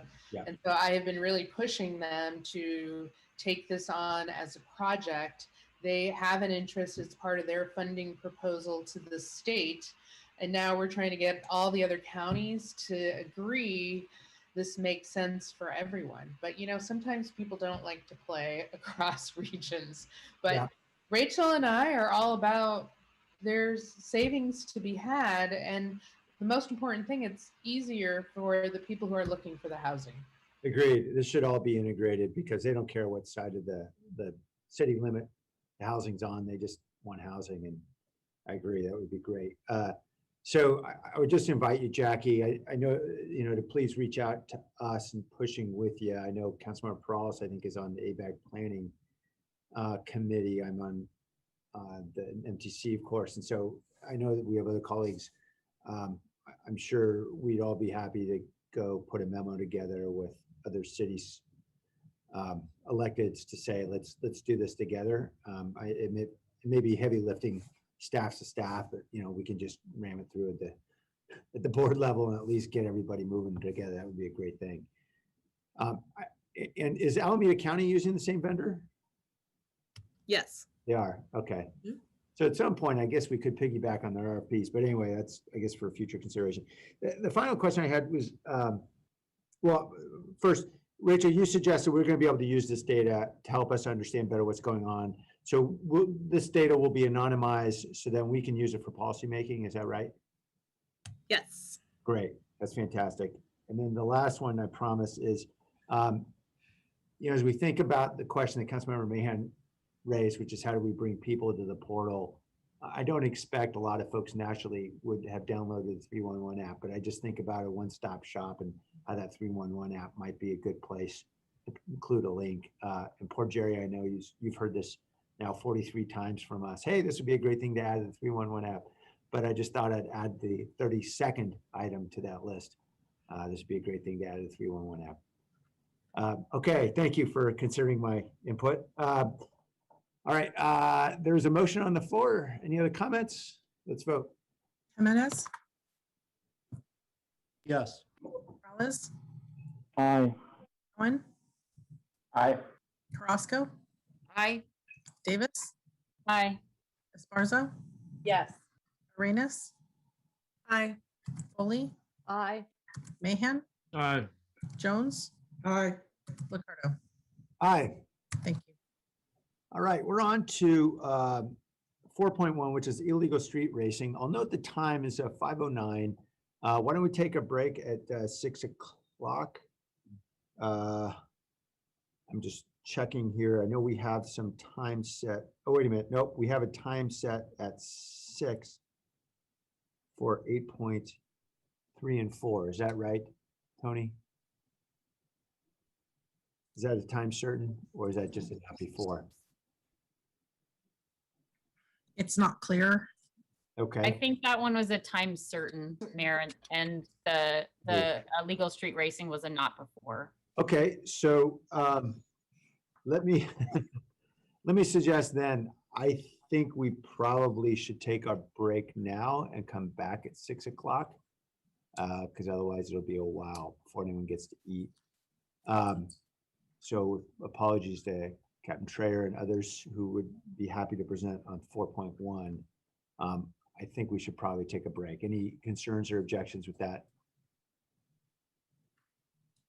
Okay, we will take a break then and return at 6 o'clock, and we'll take up 8.3 and 8.4 together, and then we'll return to 4.1. All right, thank you all. We'll be in recess.